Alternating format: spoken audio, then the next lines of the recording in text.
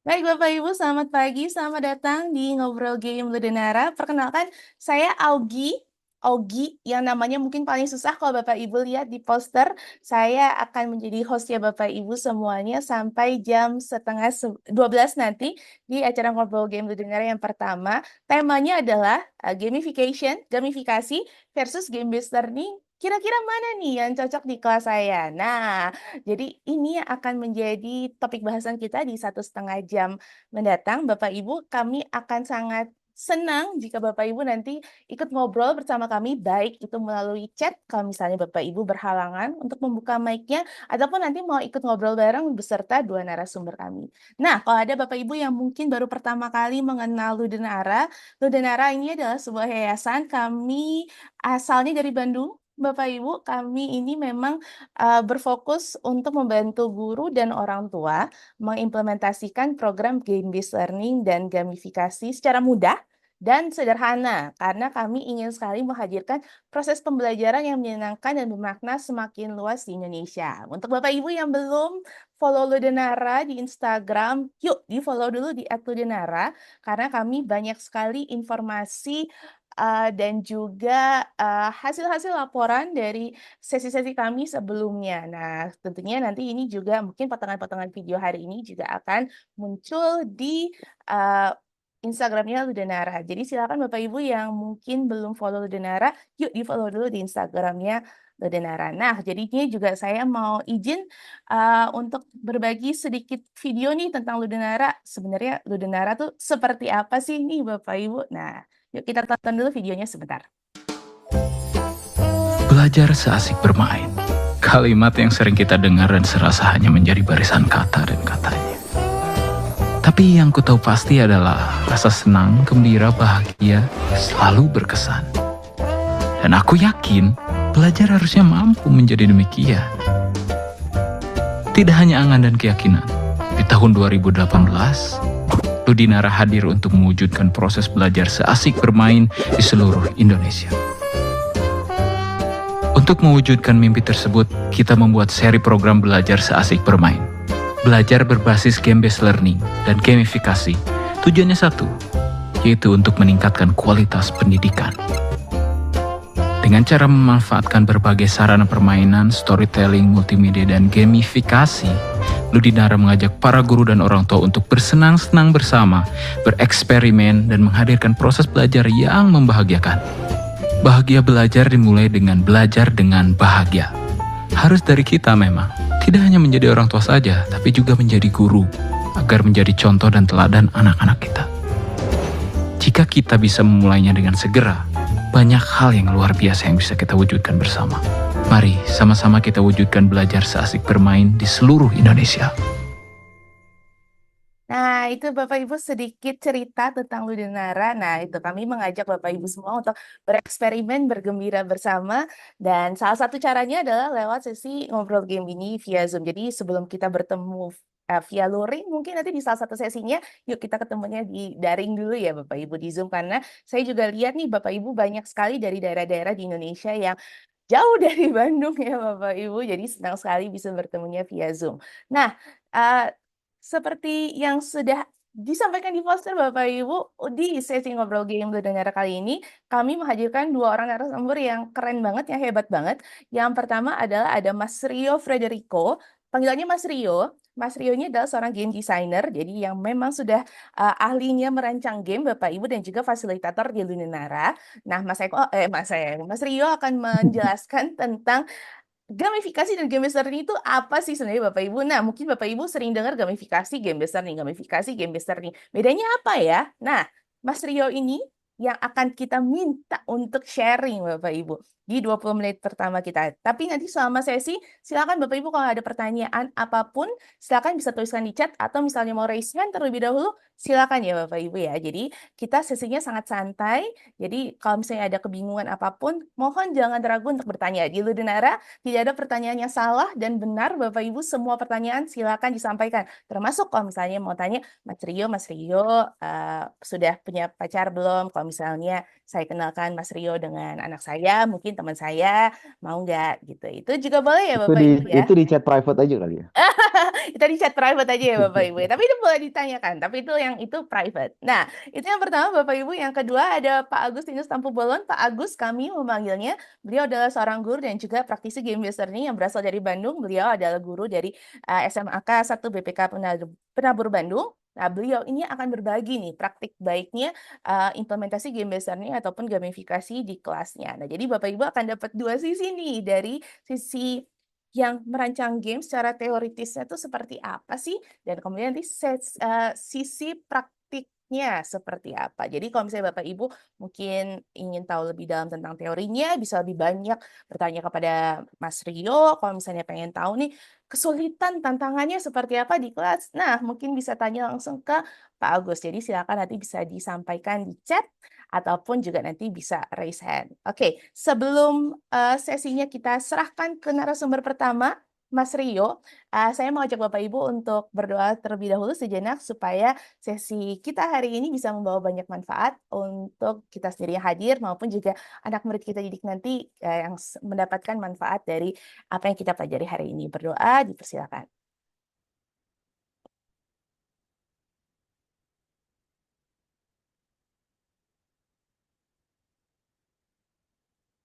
Amin. Terima kasih banyak Bapak Ibu semuanya. Satu lagi yang penting, daftar hadir Bapak Ibu akan kami share secara berkala di chat. Jadi nanti silahkan bisa mengecek chatnya secara berkala untuk mendapatkan link dari daftar hadirnya. Baik, tanpa panjang lebar, silakan Mas Rio, saya berikan waktunya untuk bisa kita berbagi tentang gamifikasi dan game besarnya itu apa sih Mas Rio? Silakan. Oke, thank you Augie. Pagi Bapak Ibu semuanya. Kita eh makasih banget yang udah hadir. Ini ada 30, kurang lebih 30 orang ya. Mungkin aku akan mulai sesinya dengan kita share sedikit, kita cerita sedikit mungkin latar belakangnya ya. Kenapa kita ke istilahnya kemarin kita ngobrolin soal topik obrolan hari ini. Kenapa gamifikasi versus game based learning, mungkin jatuhnya di judulnya versus nih ceritanya. Nah, tapi mungkin di awal aku pengen pengen sedikit cerita juga kenapa, dalam artian kita nggak kemudian harus pilih salah satu juga, mungkin kita juga bisa jadi mengcombine keduanya atau malah mengembangkan sesuatu yang baru gitu ya. Tapi latar belakangnya juga mungkin kita beberapa orang sempat nanya ya kayak eh, bedanya apa sih gamifikasi sama game based learning? Kenapa ada istilah game based learning kan kata-katanya ribet gitu ya? Kenapa? Jadi biasanya tuh yang lebih terkenal kata gamifikasi itu. Nah, kenapa Ludinara pakai kata game based learning? Mungkin, Kumara juga cukup sering ya karena kita juga berafiliasi dengan Kumara dan kenapa pakai kata game based learning yang sebenarnya ribet dan tidak populer mungkin gitu ya. Nah, jadi kita mungkin akan coba hari ini kita akan coba mungkin kita discuss bareng. Kalau dibilang expert game design tadi kata Ogi sebenarnya nggak juga ya karena kita juga masih terus mencoba. Mungkin kita cukup sering, udah cukup sering mencoba melakukan game based learning atau gamification, mendesain gamification atau game based learning untuk beberapa teman-teman baik dari korporat, dari institusi, dari teman-teman guru juga dari sisi ada yang istilahnya komersil, ada juga yang bentuknya edukasional dan mungkin hari ini kita coba obrolin bareng juga. Aku akan share beberapa hal juga yang kita selama ini pernah alami. Jadi semuanya based on pengalaman, bisa dibilang gitu ya. Tapi juga kita coba lihat mungkin beberapa referensi nanti gitu ya. Oke, pertama mungkin dari gamification dan game based learning itu eh, dari definisi ya mungkin ya paling paling paling pentingnya mungkin kita mulai dari definisi. Mungkin kalau misalnya ini aman ya slide-nya. Aman Pak Rio. Aman, aman. Oke, ini secara pembahasaan mungkin dua-duanya bahasa Inggris ya. Jadi karena memang dua-duanya mungkin secara definisi eh, dan secara theoretically gitu ya, memang berangkatnya banyaknya penelitian-penelitian, kemudian istilahnya teori-teorinya berangkat dari negara berbahasa Inggris lah ya. Tapi kalau kita Indonesia kan sebenarnya cukup sederhana juga gamification ya. Di Indonesia kita sering sebutnya gamifikasi. Game based learning ini emang agak ribet nih. Kita kalau bahasa Indonesia jadi panjang nih. Pembelajaran berbasis permainan gitu ya. Pembelajaran berbasis game lah gitu istilahnya. Jadi, nah kalau kita mau bicara definisi, ini definisi yang sudah kita rangkum gitu ya, yang sudah aku coba coba lihat dari beberapa referensi, dari beberapa istilahnya apa ya paper ya, atau istilahnya mungkin penelitian gitu, yang sering ada di kalangan istilahnya di dunia game game sendiri gitu. Ada dua, ini tuh adalah dua hal yang berbeda gitu. Jadi gamification atau gamifikasi itu sebenarnya sudah cukup lama dikenal itu sebagai bentuk jadi pemanfaatan elemen game dalam aktivitas gitu. Jadi elemen game itu apa gitu. Nah, kita mungkin teman-teman ya, beberapa di sini juga aku lihat nama-nama yang udah pernah ketemu juga kita di beberapa program sebelumnya gitu. Nah, mungkin teman-teman juga udah udah tahu ya gitu, elemen game itu apa aja gitu. Misalnya kayak kita bicara soal peraturan permainan, kemudian di dalamnya juga ada, kalau kita main game tuh ada scoreboard, ada badges, ada istilahnya apa ya, achievements. Nah, itu bentuk-bentuk elemen dalam game yang kemudian dalam gamifikasi itu biasanya dijadikan tambahan di dunia nyata gitu. Jadi kalau misalnya kita bicara gamifikasi, itu adalah elemen game yang biasa kita kenal ini digunakan untuk membuat pengalaman atau aktivitas di dunia nyata itu jadi lebih menyenangkan. Sebenarnya arahnya ke sana. Nanti kita akan lihat contoh-contohnya juga gitu ya. Tapi secara definisi kurang lebih gamifikasi itu adalah ya kurang lebih ini. Mungkin kita bisa rangkum dalam satu kalimat ini gitu. Dan biasanya tujuannya itu dia untuk memotivasi sebuah perilaku tertentu. Ya tergantung tujuan yang buat itu apa gitu.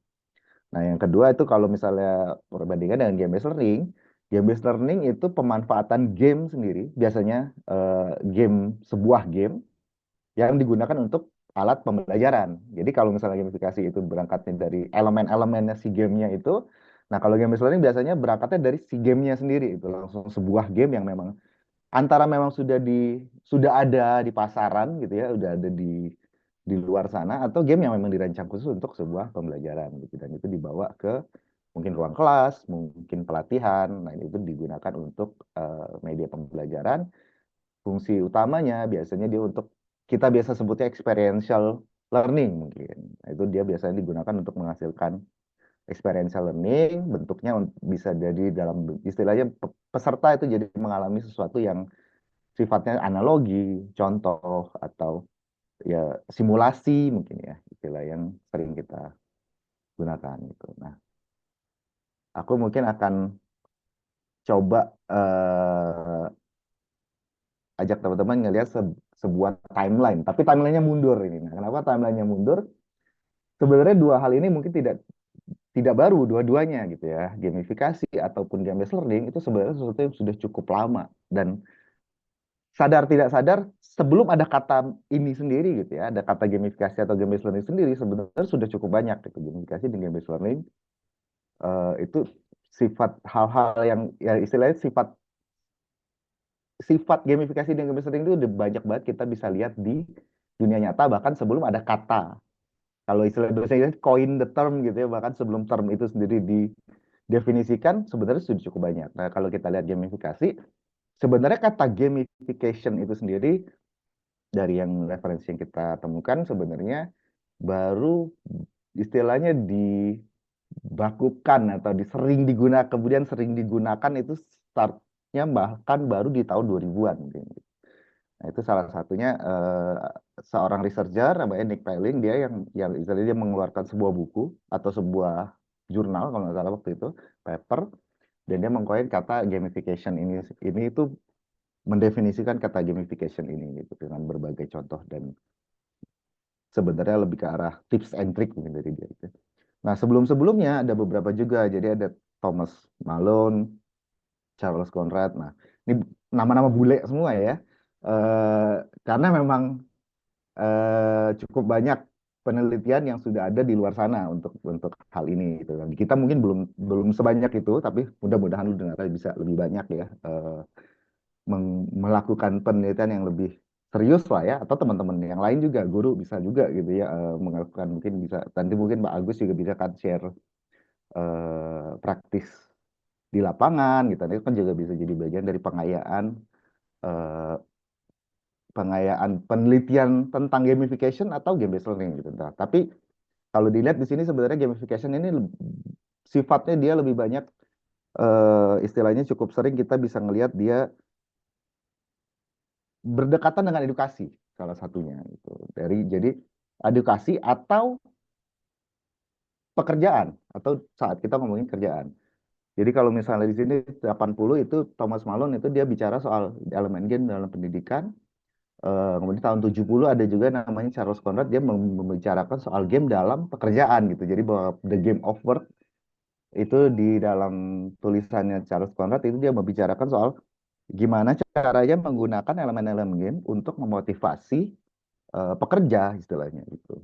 Jadi kalau tahun-tahun 2000 tuh kita sempat populer juga tuh istilahnya kudos sistem gitu ya kayak saat ada di kantor kemudian satu pekerja dengan karyawan yang lain itu saling kasih bintang, saling kasih kudos istilahnya itu untuk memotivasi produktivitas tapi juga cooperativeness di antara karyawan gitu. Nah, kalau kita tarik mundur lagi bahkan di Indonesia juga dikenal gitu ya.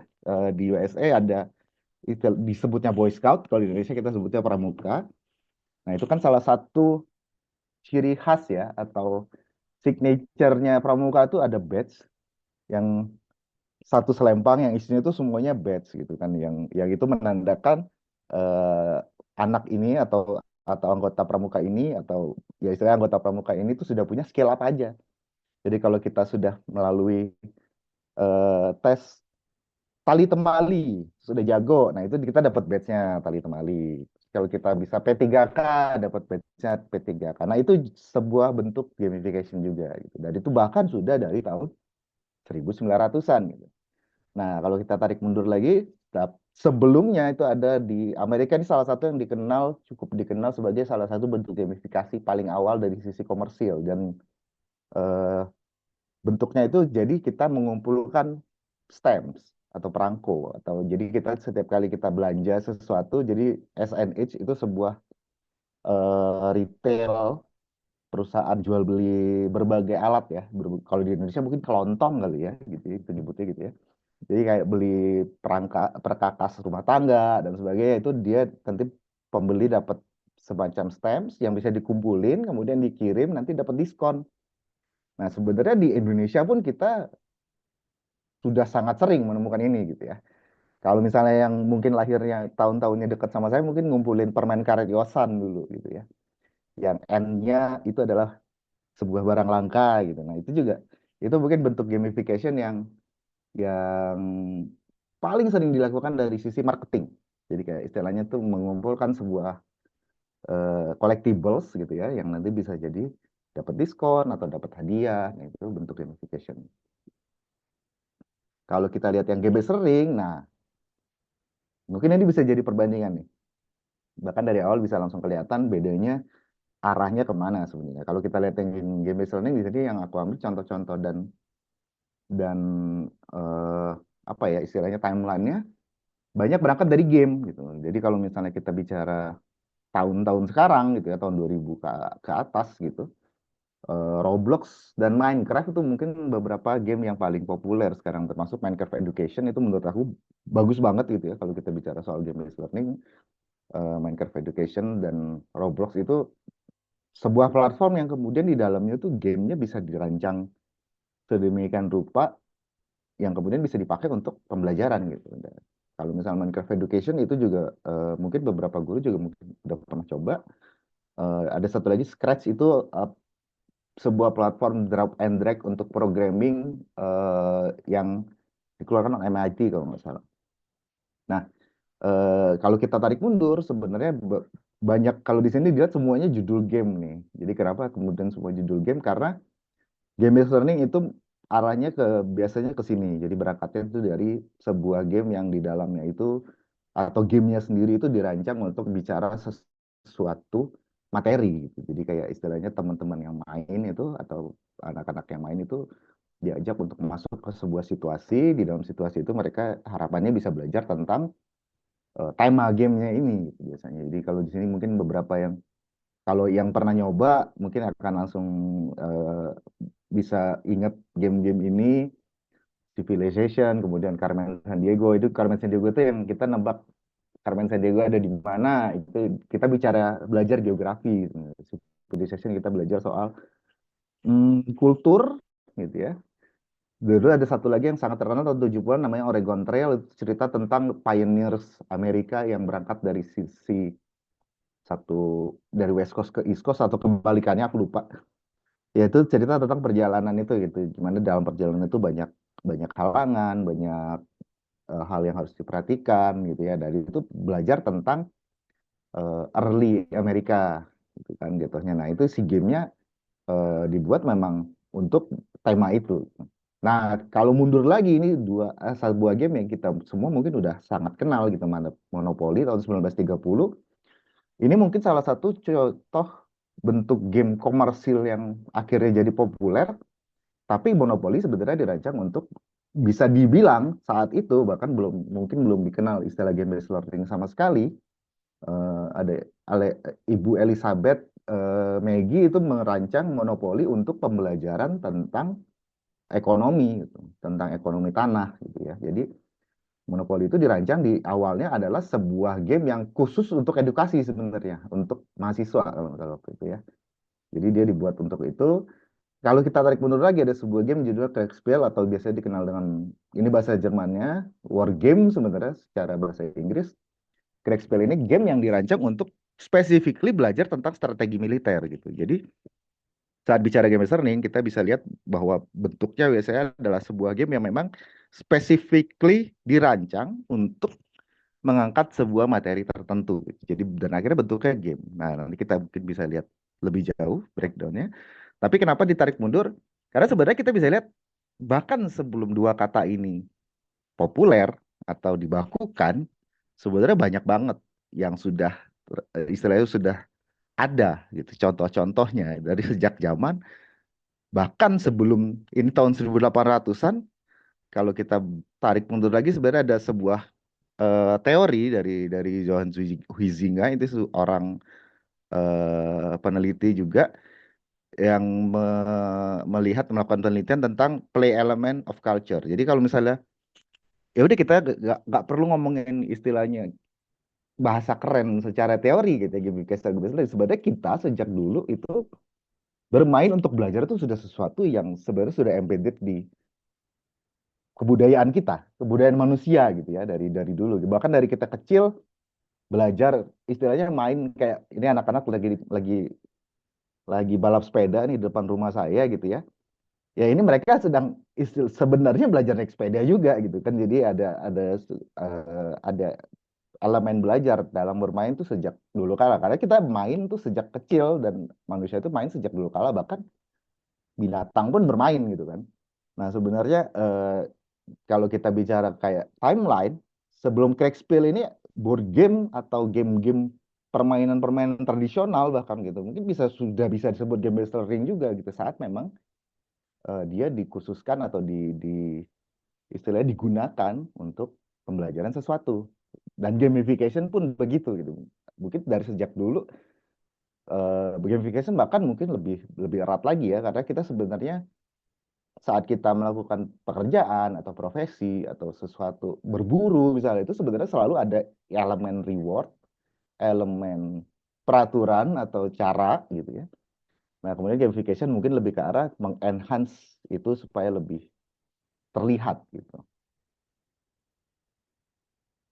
Nah, ini mungkin kita coba komparasi. Tapi sebelumnya mungkin ada pertanyaan dulu. Kalau ada pertanyaan boleh langsung ya. Silakan Bapak Bertanya Ibu di kalau misalnya ada pertanyaan mau raise hand terlebih dahulu atau aman sejauh ini Bapak Ibu? aman. Kalau mau sambil ngopi-ngopi, ngeteh-ngeteh boleh ya Bapak Ibu ya? Sambil snack-snack gitu boleh ya Bapak Ibu? Oke, Mas Rio boleh lanjut lagi berarti. Oke. Nah, ini mungkin kita coba lihat sebuah komparasi ya. Jadi kalau tadi kan definisi itu bentuknya teks, bentuknya eh, kata-kata gitu. Aku juga ngomong udah cukup panjang kalau kita ngomongin teks ya. Tapi kalau kita ngelihat skema semacam ini mungkin akan lebih juga lebih memudahkan untuk melihat bedanya apa gitu ya.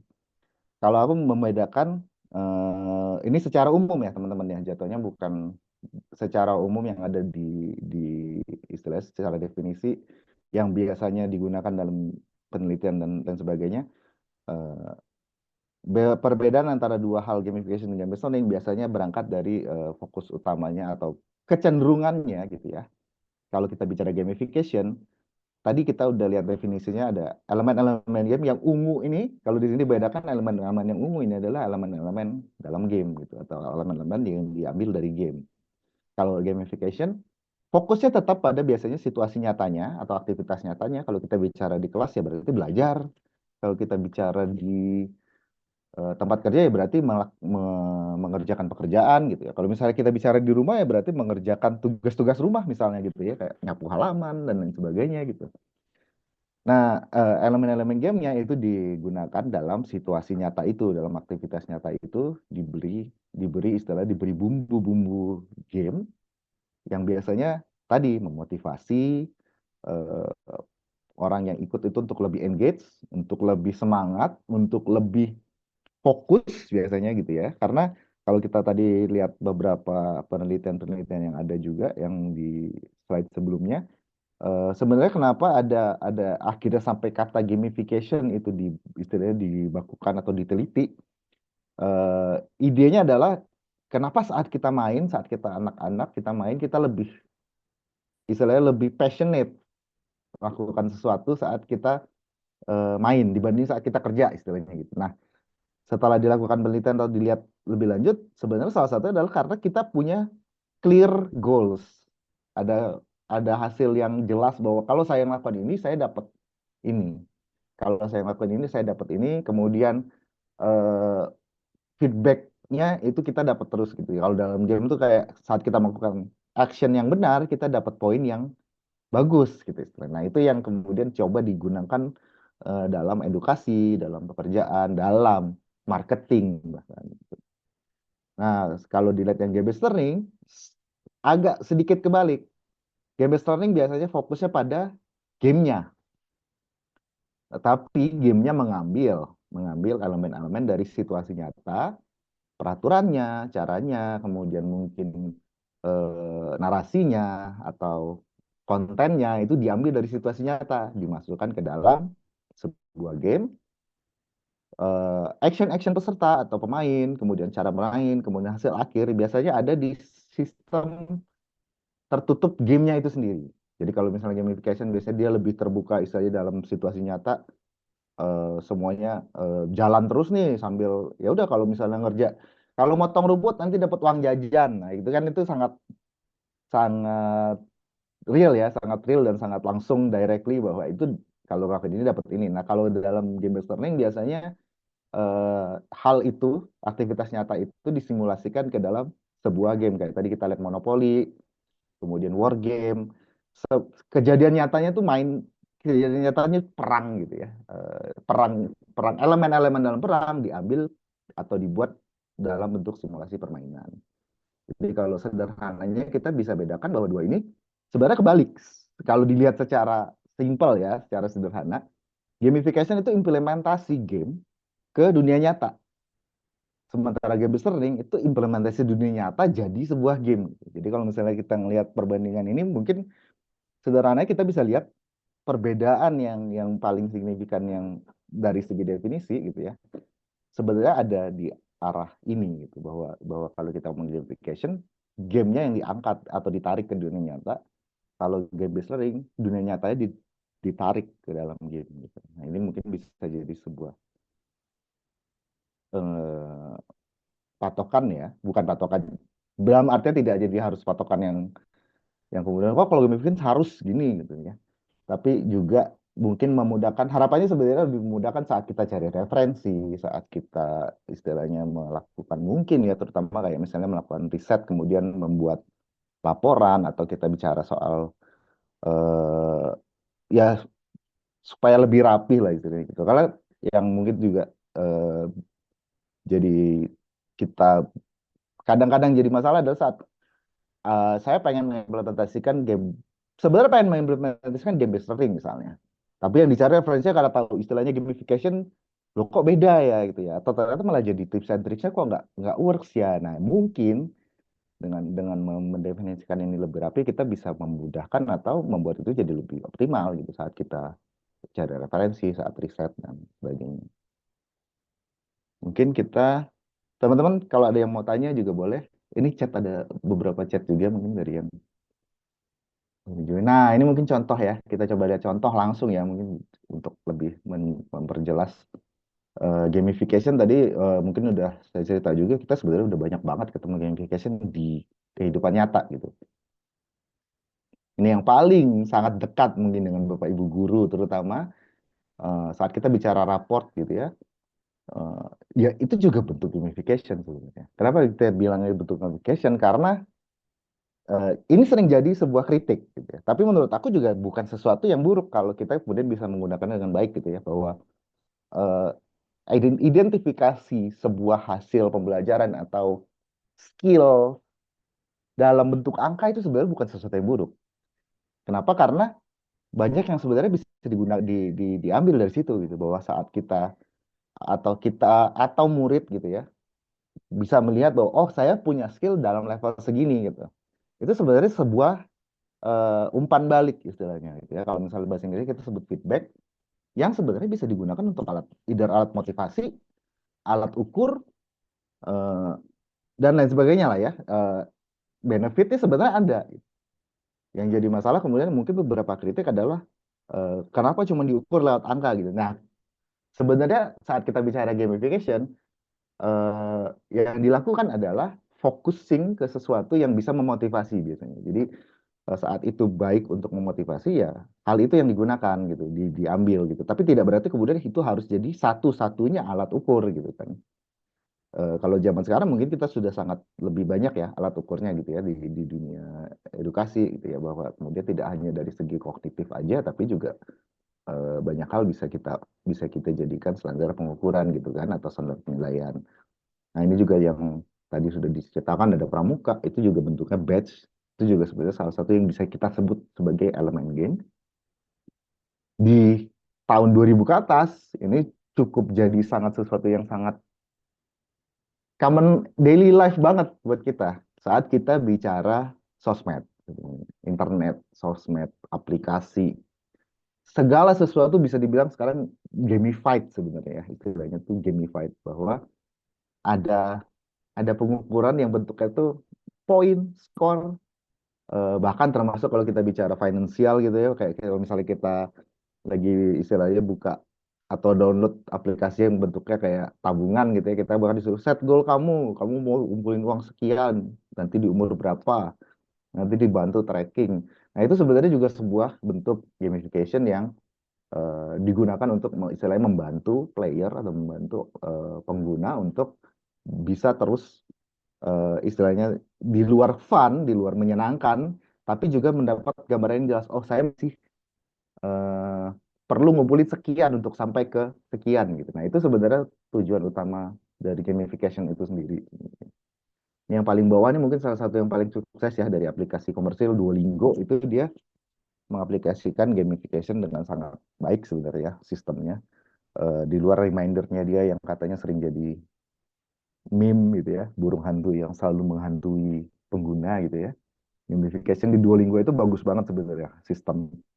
Saat kita masuk ke Duolingo itu kita tahu kita punya track, kita punya progress sejauh apa. Nah, itu salah satunya. Ini juga Foursquare yang sempat populer juga sebenarnya menggamifikasi peta atau menu, atau ya peta ya, jatuhnya peta. Saat kita ke satu tempat kita bisa dapat poin di sana, kita bisa ngelihat poin orang lain di sana, kita bisa ngelihat poin tempatnya sendiri. Nah, itu kan sebenarnya adalah sesuatu yang sebenarnya udah ada gitu, bahwa review-review kemudian, tapi di saat itu di integrate gitu ya, dijadikan satu, itu jadi enak dilihat, jadi mudah, jadi fun gitu. Nah, itu sebenarnya arahnya gamification. Contoh-contohnya base learning sementara itu lebih banyak adalah game-gamenya gitu ya. Jadi ini mungkin yang paling kuno gitu ya, bahkan gitu catur gitu kan. Sebenarnya kan catur kita bisa langsung melihat bahwa ini sebenarnya adalah sebuah simulasi apa ya, medan perang ya istilahnya kalau di Indonesia ya. Battlefield gitu kan, ada atau sebuah peperangan antara dua kerajaan gitu kan, antara dua pihak. Nah, ini sebenarnya kalau kita sering dengar bahwa catur itu game yang digunakan atau dimainkan di kerajaan atau di kalangan bangsawan untuk melatih istilahnya critical thinking, analisa gitu kan. Nah, itu kan sebenarnya bentuk game based learning yang bahkan dari sejak zaman dulu banget tuh udah ada gitu. Ini contoh yang ini yang tadi disebut Kriegspiel atau war game yang digunakan di Prusia untuk pelatihan perwira militer ya, officernya. Nah, ini juga beberapa game bahkan yang sampai paling modern mungkin ya salah satunya Minecraft Education. Itu menurut aku menarik karena Minecraft itu sendiri kan platform yang bebas ya, tapi di dalamnya tuh yang Minecraft Education terutama itu ada topik-topik khusus yang diangkat dan itu dijadikan gameplay gitu. Dijadikan gameplay untuk Minecraft yang sebenarnya gameplaynya nggak ada bisa dibilang gitu. Kayak pokoknya ngumpulin resource, bangun, survive gitu kan. Tapi kemudian ada pengembangan-pengembangan yang arahnya lebih sifatnya game learning yang spesifik gitu. Ada pertanyaan dulu mungkin? Udah cukup panjang nih ininya. Ya, mungkin ini boleh dicepetin, Rio, karena sebenarnya waktu Rio udah habis sebenarnya. Sebenarnya aku nggak terlalu pengen ini langsung sampai selesai sih sebenarnya ya. Oke, ini mungkin ada satu contoh yang menarik dari Dulu Dara. Dulu kita sempat Rio ada ngobrolin 5 ini. menit ya, Rio ya? 5 menit Ya, ya? ini kita sempat ngobrolin ini soal pengayaan nilai Pancasila gotong royong. Mungkin ada teman-teman yang pernah nyobain. Nah, ini kalau kita bicara game based learning, Fabel itu biasanya kita bilangnya game based learning gitu ya, karena peserta itu main, kemudian di situ ada nilai-nilai gotong royong, tapi itu terjadi di dalam gamenya saja gitu. Nah, pertanyaannya bisa nggak sih ini jadi gamification? Nanti mungkin kita bisa discuss lebih panjang setelah ini ya. Dan mungkin ini aku akan coba sampai ke belakang dulu. eh Bisa sebenarnya, nanti mungkin aku akan cerita lebih lanjut soal ini di diskusi kita. Tapi gotong royong dalam Fabel itu bentuknya game based learning. Nah, nanti kita mungkin bisa coba lihat bareng kalau gotong royong gimana ya itu bentuknya misalnya gamification bisa nggak ya? Nah, itu nanti bisa kita jadi salah satu pertanyaan buat hari ini mungkin ya. Apakah dua hal ini bisa kadang-kadang saling tukar menukar atau bisa dikombin mungkin gitu. Nah, ini kalau kita bicara soal langsung ke struktur, eh, kalau pertanyaan mana yang cocok di kelas saya gitu ya. Nah, ini mungkin bisa jadi sebuah bisa mungkin harapannya membantu lah ya kalau saat kita bicara gitu. Saya mau ngajarin tentang ini, cocoknya pakai yang mana, atau saya mau ngelakuin istilahnya menggunakan game dalam kelas saya, cocoknya yang mana, itu bisa dilihat mungkin dari strukturnya, nanti kita bisa lihat dari purpose-nya gitu ya. Sebenarnya kalau kita bicara gamification, biasanya ke arahnya tadi membentuk kebiasaan, membentuk perilaku, sistemnya biasanya di dunianya ada aktivitas nyata yang berjalan terus gitu ya. Dan sebenarnya ini sudah terjadi sebenarnya di kelas teman-teman, bapak ibu guru gitu ya. Bahkan di rumah mungkin ya kalau yang orang tua gitu ya, bahwa saat kita mengencourage peserta untuk istilahnya membangun kebiasaan sesuatu, melakukan sebuah aksi atau perilaku tertentu ya. Perilaku yang baik dikasih positive feedback istilahnya disebutnya gitu. Perilaku yang buruk mungkin dapat negatif feedback gitu. Karena itu sebenarnya sistem yang cukup sederhana dan kita udah cukup familiar juga gitu. Nah, gamification tuh ke arah sana. Sementara kalau game based learning biasanya untuk menggali pemahaman.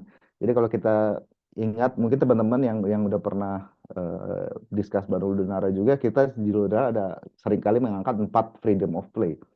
4 freedom of play yang istilahnya freedom untuk gagal, untuk fail, untuk mengambil peran, untuk expressing self gitu ya. Nah, itu sebenarnya sangat enhance saat kita bicara game based learning. Karena saat sistemnya tertutup, dalam game aja nih, kalah di sini nggak apa-apa. Gitu. Sementara gamification biasanya ada konsekuensi yang lebih realnya gitu, real life-nya. Gitu. Nah, kalau kita bicara game based learning, eh, sistemnya lebih tertutup. Jadi saat kita ada di sistem itu, ya kita sedang bermain jadi sesuatu, gagal nggak apa-apa karena kita hanya istilahnya ada di gagal di sistem itu aja, di satu percobaan itu aja gitu. Jadi sebagai sebuah istilahnya eksperimental uh, lab lah ya, experimental space gitu ya.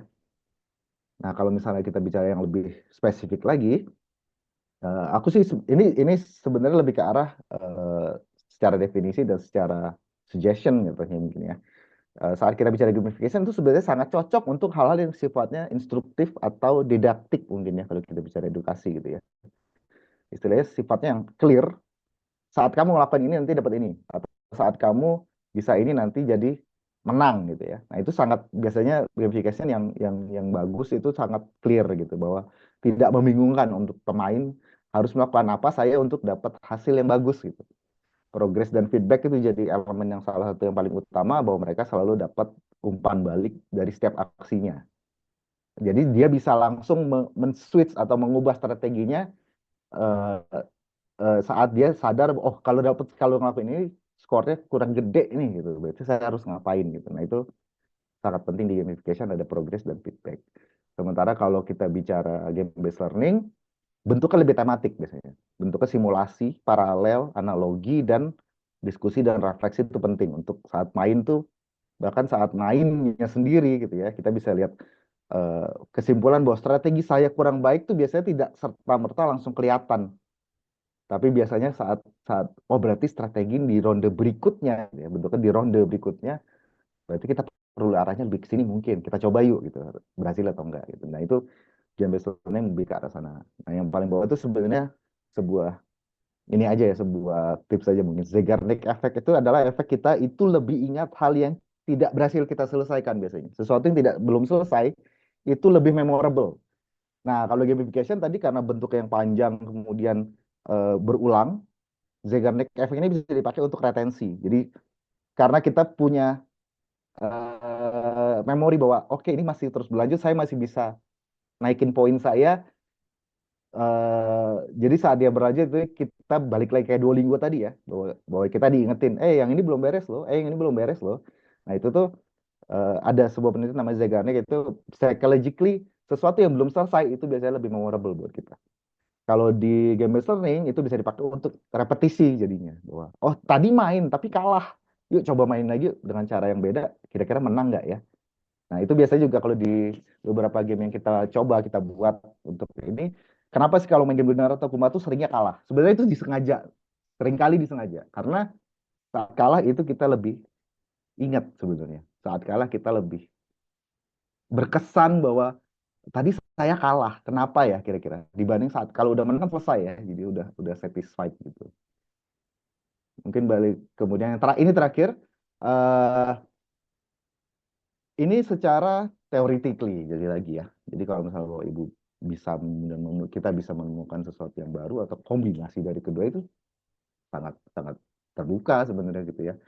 Tapi kalau kita bicara soal tips and tricks basicnya ya, kalau kita kemudian tadi, saya mau pilih yang mana ya di kelas saya, mungkin bisa dilihat dari purpose-nya. Gitu. Kita mau belajar, apakah materi yang diajarkan itu lebih ke arah yang bentuknya adalah kalau aku di sini menyebutnya latihan, pengulangan gitu ya.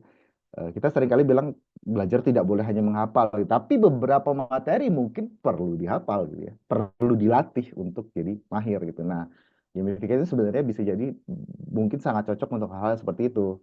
Sebenarnya tidak susah untuk dipahami gitu ya bahwa oke saya udah tahu nih caranya, tapi kemudian exercising jadi penting gitu atau istilahnya untuk membangun tadi kebiasaan bahwa jadi bisa cepat ngerjainnya, jadi tidak jadi lebih istilahnya jadi lebih jago lah istilahnya. Jadi mahir. Nah, ini mungkin materi-materi yang bentuknya adalah easy to learn, hard to master itu cocok sebetulnya karena kita mengencourage untuk mencoba terus gitu ya dan skillnya itu bentuknya real life gitu. Jadi makin sering ngerjain ya makin jago. Gitu. Rentangnya mungkin lebih panjang dan sifat kompetitifnya lebih tinggi sebenarnya saat kita ngomong gamification karena tadi ya feedback dan scoringnya ada terus kelihatan gitu. Siapa yang sekarang lagi menang, siapa yang sekarang lagi kalah. Sementara kalau game based learning bentuknya mungkin lebih cocok untuk materi-materi yang sifatnya itu pemahaman dan perlu analisa itu. Jadi kayak, oh kenapa ini terjadi? Karena mungkin tidak terjadi karena hanya satu aksi, tapi mungkin ada sebuah sistem di situ gitu ya. Nah itu mungkin cocok untuk materi-materi yang sifatnya perlu pemahaman dan analisa. Dan mungkin materinya susah dijelasin pakai ceramah gitu ya. Cobain aja gitu. Nanti kalian juga akan lihat nih kira-kira kenapa ya kalau saya ngelakuin ini kemudian kejadiannya kayak gini. Kalau kita ngomongin war game tadi misalnya kenapa kalau saya ke sini musuh saya ke sana? Oh iya ya, musuh saya bisa ke sana ya gitu. Ya, itu kan terjadi saat ada pengalaman gitu. Kemudian saat dia semakin paham dia bisa perbaikin strateginya dan langsung hasilnya itu di dalam gamenya itu sendiri. Jadi bukan bentuk hasilnya itu bukan skor biasanya, tapi lebih karena oh iya berarti next time saya mungkin bisa coba strategi yang berbeda gitu. Rentaknya mungkin lebih pendek karena tadi sistemnya biasanya dalam sebuah game itu sendiri gitu ya. Jadi saat selesai evaluasi mungkin kemudian bisa coba main lagi gitu. Dan pemahaman pembelajarannya lebih yang sifatnya bisa lebih komunal atau bentuknya lebih kayak diskusi gitu.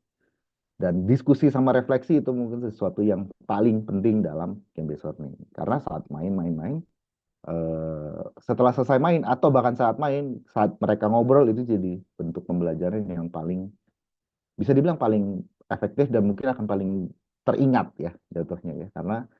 Karena kemudian jadi ada istilahnya jadi ada refleksi itu, jadi ada diskusi dan istilahnya langsung mengevaluasi di saat itu juga atau segera setelah selesai gitu. Jadi kayak kenapa tadi gini, kenapa tadi gitu.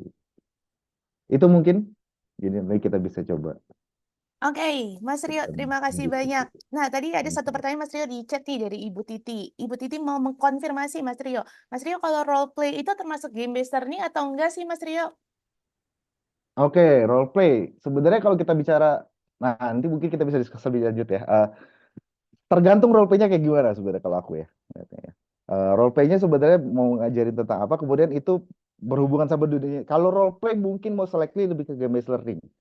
Karena secara definisi kalau gamification sebenarnya cukup lebih powerful saat dia beneran berhubungan sama tapi tidak nggak juga ya. Kalau kita bicara ada gamification yang apps lari gitu ya. Kemudian ada zombie. Itu kan ada narasi ya, ada narasi ceritanya main jadi apa, tapi aktivitasnya nyata lari gitu ya. Makin larinya makin jauh di dalam gamenya makin bagus hasilnya.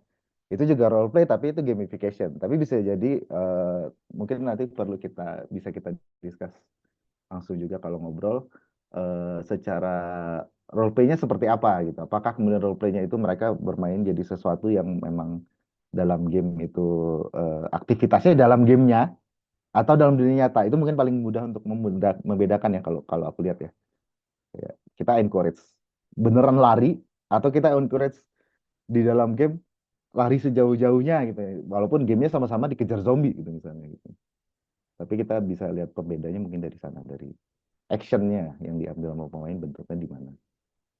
Oke, jadi dari pilihan aksi ya tadi kan juga Mas Rio sudah tulis di slide ya bahwa kalau gamifikasi itu adalah implementasi elemen game dalam Di dunia nyata. dunia nyatanya gitu Ah, kan. Jadi nah, itu kata kuncinya tuh implementasi elemen gamenya dalam dunia nyatanya. Nah, kalau game betul. besarnya itu adalah implementasi dunia nyata dibawa ke dalam game berarti ya Mas Rio ya. Mungkin itu paling gampangnya ya Oke. kayaknya gitu ya. Oke, karena juga Bapak Ibu terima kasihnya sudah mengisi daftar hadir. Karena dari daftar hadir juga kelihatan nih Mas Rio, ternyata sudah ada beberapa guru nih yang hadir yang juga sudah mengimplementasi game based learning. Ada yang mengimplementasi gamifikasi, ada juga yang belum nih Mas Rio. Jadi mudah-mudahan setelah mengikuti sesi ini jadi mulai terbayang nih, oh saya pengen nyobanya yang mana nih, game based learning atau gamifikasinya gitu ya Mas Rio ya. Iya, nanti bisa kita discuss juga ya. Iya, Betul. oke. Tadi saya ada satu pertanyaan tentang contoh kira-kiranya untuk bahasa Inggris bisa pakai contoh digital games apa nih Ibu Khoy? Terima kasih banyak untuk pertanyaannya. Itu saya simpan dulu pertanyaannya karena mungkin narasumber Hmm, kita yang setelah ini mungkin ada jawabannya Ibu karena Pak Agus adalah guru yang langsung berhubungan dengan murid yang mungkin juga bisa lebih banyak ngasih insight tentang kira-kira bisa menggunakan apa saja di kelas nih. Selamat siang Pak Agus. Halo, selamat siang Mbak aku Augi. Udah stop kedengaran share suara dulu ya. saya, Mas Sudah Rio? aman. Halo ya, silakan Mas Agus. Nah, kita akan Oke. pindah nih. Nah, ini udah mulai nih ada pertanyaan nih. Contohnya.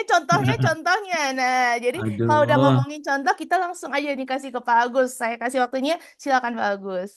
Oke, terima kasih Mbak Augi dan juga Ludinara tentunya yang sudah memberikan saya kesempatan ya. Dan ini senang sekali loh saya dikasih kesempatan untuk berbagi praktik baik dan juga tentunya ini tadi agak sedikit deg-degan ya ketika Mas Rio udah ini adalah slide terakhir gitu ya.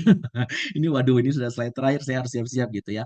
Nah, tanpa berlama-lama lagi Bapak Ibu saya memperkenalkan diri dulu. Nama saya Agustinus Tambobolon. Saat ini saya mengajar di SMA tentunya di salah satu BPK Penabar Bandung dan memang saya juga sedang mengambil penelitian untuk fokus pada game ya dalam pembelajaran khususnya board game karena memang menurut saya bermain itu kan membahagiakan ya Bapak Ibu ya. Dengan bermain itu saya menemukan anak-anak justru happy. Pas waktu saya ubah polanya dengan ceramah, ya mereka mereka kayak, aduh kok gitu sih gitu ya. Nah oleh karena itu saya sangat senang sekali bisa bergabung dengan Bapak Ibu sekalian yang justru di sini semuanya saya rasa punya minat terhadap permainan dan juga ingin terus mengembangkan itu sebagai sebuah inovasi yang baik dan positif tentunya ya. Nah, Bapak Ibu, saya juga izin share screen dulu. Saya akan berbagi praktik baik ya, tapi tadi juga Mas Rio sudah menjelaskan tentang game based learning versus gamification. Tapi saya di sini menjadikannya mereka bukan lawan ya, tapi mereka justru adalah kawan ya. Jadi antara saya tidak memberikan mereka berdiri masing-masing, tapi saya berusaha untuk mengkolaborasikan mereka di dalam pembelajaran saya ya Bapak Ibu ya. Jadi kalau nanti Bapak Ibu memilih untuk nggak apa bisa kan kalau saya game based learning aja bisa silahkan gitu ya. Sesuai dengan minat Bapak Ibu aja. Cuman saya ingin mengembangkan lebih yaitu dengan memodifikasi menggabungkan mereka berdua gitu ya menjadi kawan. Nah Bapak Ibu saya langsung ada beberapa hal yang akan nanti saya sampaikan di sini antara ada fakta dan data, apa itu game based learning dan gamifikasi, ya dan juga contoh produk yang dihasilkan, bagaimana implementasi praktik baiknya, tantangan dan hambatannya dan apa yang dibutuhkan dan juga kesimpulan. Saya sebenarnya akan lebih lama nanti di praktiknya karena saya inginnya fokusnya di situ gitu ya Bapak Ibu. Nah, oleh karena itu saya akan membuka fakta atau data ya Bapak Ibu bahwa tadi Mas Rio sempat menyinggung sedikit ular tangga dan monopoli itu adalah board game populer. Nah, cuman ternyata itu juga populer bagi guru. Makanya kalau misalnya dibilang Pak Agus, apa inovasinya eh, bermain board game? Oh, ular tangga ya bentuknya ya, monopoli ya bentuknya. Apa sih udah ditanyanya gitu. Jadi saya menyimpulkan secara sederhana bahwa oh jangan-jangan ular tangga dan monopoli itu adalah bagian dari board game yang populer bagi guru. Itu menurut saya sebuah fakta yang saya temukan gitu ya. Kemudian juga yang berikutnya banyak sekali guru saya bingung ya, kenapa banyak guru yang merasa dirinya tidak kreatif dalam merancang sebuah permainan. Ini sebuah dilema sebenarnya. Karena apa? Karena semua manusia menurut saya itu punya kreativitas. Hanya memang kita harus mengembangkannya sampai sejauh mana kita bisa menggunakan kreativitas itu. Tapi yang saya temukan justru banyak guru yang merasa dirinya, saya nggak kreatif kok Pak Agus, nggak seperti Pak Agus. Wah, pengembangannya luar biasa. Jadi hanya hanya untuk memuji, tapi dia tidak mau menilai dirinya bahwa dia juga orang yang kreatif loh. Nah, itu yang harus ditemukan oleh guru. Itu yang nanti saya akan sampaikan di akhir. Kemudian yang ketiga, itu yang saya temukan juga dalam penelitian saya bahwa persepsi guru tentang permainan itu baik. Jadi mereka cenderung berkata bahwa oh baik kok bisa memotivasi, oh mampu memecahkan masalah, dapat meningkatkan keterlibatan dan kerjasama antar siswa dan juga guru bahkan ya. Tapi pada nyatanya tidak semua guru menerapkannya. Ini sebuah dilema dan kesenjangan yang harus kita jawab bahwa kenapa orang-orang bahwa guru merasa bahwa permainan itu bagus, tapi dia tidak mau menerapkan itu gitu. Eh, oleh karena itu, Bapak Ibu, saya menilai bahwa, boleh saya cut sebentar, Bapak Ibu, Mbak Augi, saya sebentar ada keperluan sebentar, boleh? Oh, oke. Bentar ya, Baik, sebentar aja. bagus. Baik, bagus. Baik, baik, baik.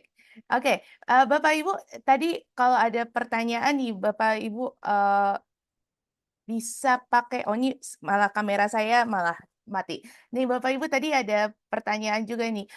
Ludenara itu bikin game atau enggak sih gitu ya sebenarnya. Nah, kalau kami itu nggak bikin game ya Bapak Ibu ya, kaminya adalah yayasan yang inginnya membantu Bapak Ibu bikin game. Nah, itu ya Bapak Ibu ya. Kalau kami nggak bikin game Bapak Ibu, kalau ditanya, udah Nara punya game apa loh? Kami nggak punya game ya Bapak Ibu ya. Kami nggak punya game digital, kami nggak punya game board game. Jadi malah kami maunya membantu Bapak Ibu bikin gamenya sendiri untuk di kelas. Nah, itu untuk memperjelas ya Bapak Ibu ya. Pak Agus sama?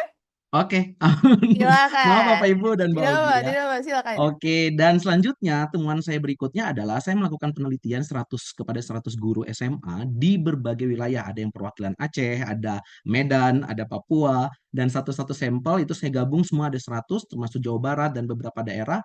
Ternyata itu dari 100 guru hanya 63 ya, yang mereka 63 orang dari 100 guru itu tidak menggunakan permainan dalam pembelajaran PKN mereka. Sehingga itu menurut saya bahwa itu menjadi salah satu yang harusnya mereka bisa menemukan hal-hal baru lagi di dalam game. Nah, kemudian fakta berikutnya atau data berikutnya adalah pelatihan kepada guru tentang permainan tidak hanya sebatas pengetahuan, tapi harus praktik. Nah, selama ini pengetahuan-pengetahuan yang diberikan kepada guru itu masih hanya sebatas tahu bahwa oh oke game itu adalah seperti ini, tapi mereka harus didampingi. Guru-guru tadi Mbak Augie sempat bilang bahwa Ludinara punya punya keinginan apa bukan punya keinginan ya, tapi memang sudah fokusnya adalah untuk mendampingi guru untuk membuat game mereka sendiri dan itu yang harus dilakukan sebenarnya. Dan itu yang harus terus dikembangkan oleh kita bersama. Nah, itu fakta berikutnya adalah tidak hanya guru. Nah, ini yang sudah mulai dikembangkan adalah bahwa tidak hanya guru, tapi siswa juga harus merancang permainan untuk kelas mereka sendiri. Jadi cuma memang dilema yang dirasakan ataupun masalah yang kami kami temukan di lapangan itu adalah ketika mereka diminta untuk merancang game sendiri, ya banyak guru-guru juga yang ternyata belum diedukasi juga tentang game sehingga bikinnya asal-asalan dan barang-barang yang sudah dibikin itu jadi sampah gitu ya. Sehingga itu yang sayang sekali untuk tidak dikembangkan. Padahal itu kalau dikembangkan, bayangkan kalau misalnya dalam satu kelas kita punya 30 siswa dan dia punya satu kelompoknya 5, lima orang itu dia punya satu game, bayangkan kita punya 6 berarti ya. Bapak Ibu. Dan itu kalau dilaksanakan di 10 kelas ada 60 board game versi siswa yang bisa dikembangkan baik digital maupun apa yang sangat baik sebenarnya. Tapi sayangnya itu tidak menjadi sebuah perhatian di sekolah. Nah, oleh karena itu saya menilai bahwa gamification itu adalah sebuah proses ya. Tadi saya setuju dengan Mas Rio bahwa proses penambahan elemen ada sebuah unsur atau mekanisme permainan tertentu ya ke dalam menjadi pengalaman untuk meningkatkan motivasi ataupun keterlibatan. Sehingga memang ini penting banget kita harus juga mengetahui bahwa dia hanya untuk menambahkan di dalam sebuah pengalaman-pengalaman untuk meningkatkan motivasi. Ya tadi yang seperti Mas Rio bilang ya bahwa ada unsur poin, ada unsur skor, ada unsur-unsur kecil yang bisa menambahkan semangat atau motivasi agar anak-anak itu terlibat di dalam permainan itu sendiri gitu. Nah, masalahnya adalah apakah guru-guru juga mau menggunakan ini gitu. Karena rata-rata hasil temuan dalam penelitian juga mengatakan bahwa ternyata permainan itu masih dianggap hanya sekedar sebuah perayaan aja. Sekedar sebuah perayaan itu maksudnya hanya sekedar bermain-main tanpa ada tujuan yang jelas.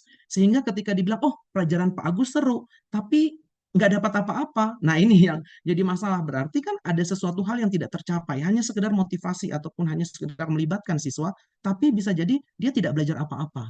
Bukan berarti itu tidak penting, ya. Tapi saya nilai bahwa nanti akan ada pengembangan ke depannya bahwa akan ada game mana yang khusus untuk anak SD, yang untuk memotivasi harus ada terus berkembang untuk SMP, SMA, bahkan untuk universitas, ya, bahkan untuk pelatihan-pelatihan kantor yang sudah mulai banyak dikembangkan, itu juga perlu diperhatikan.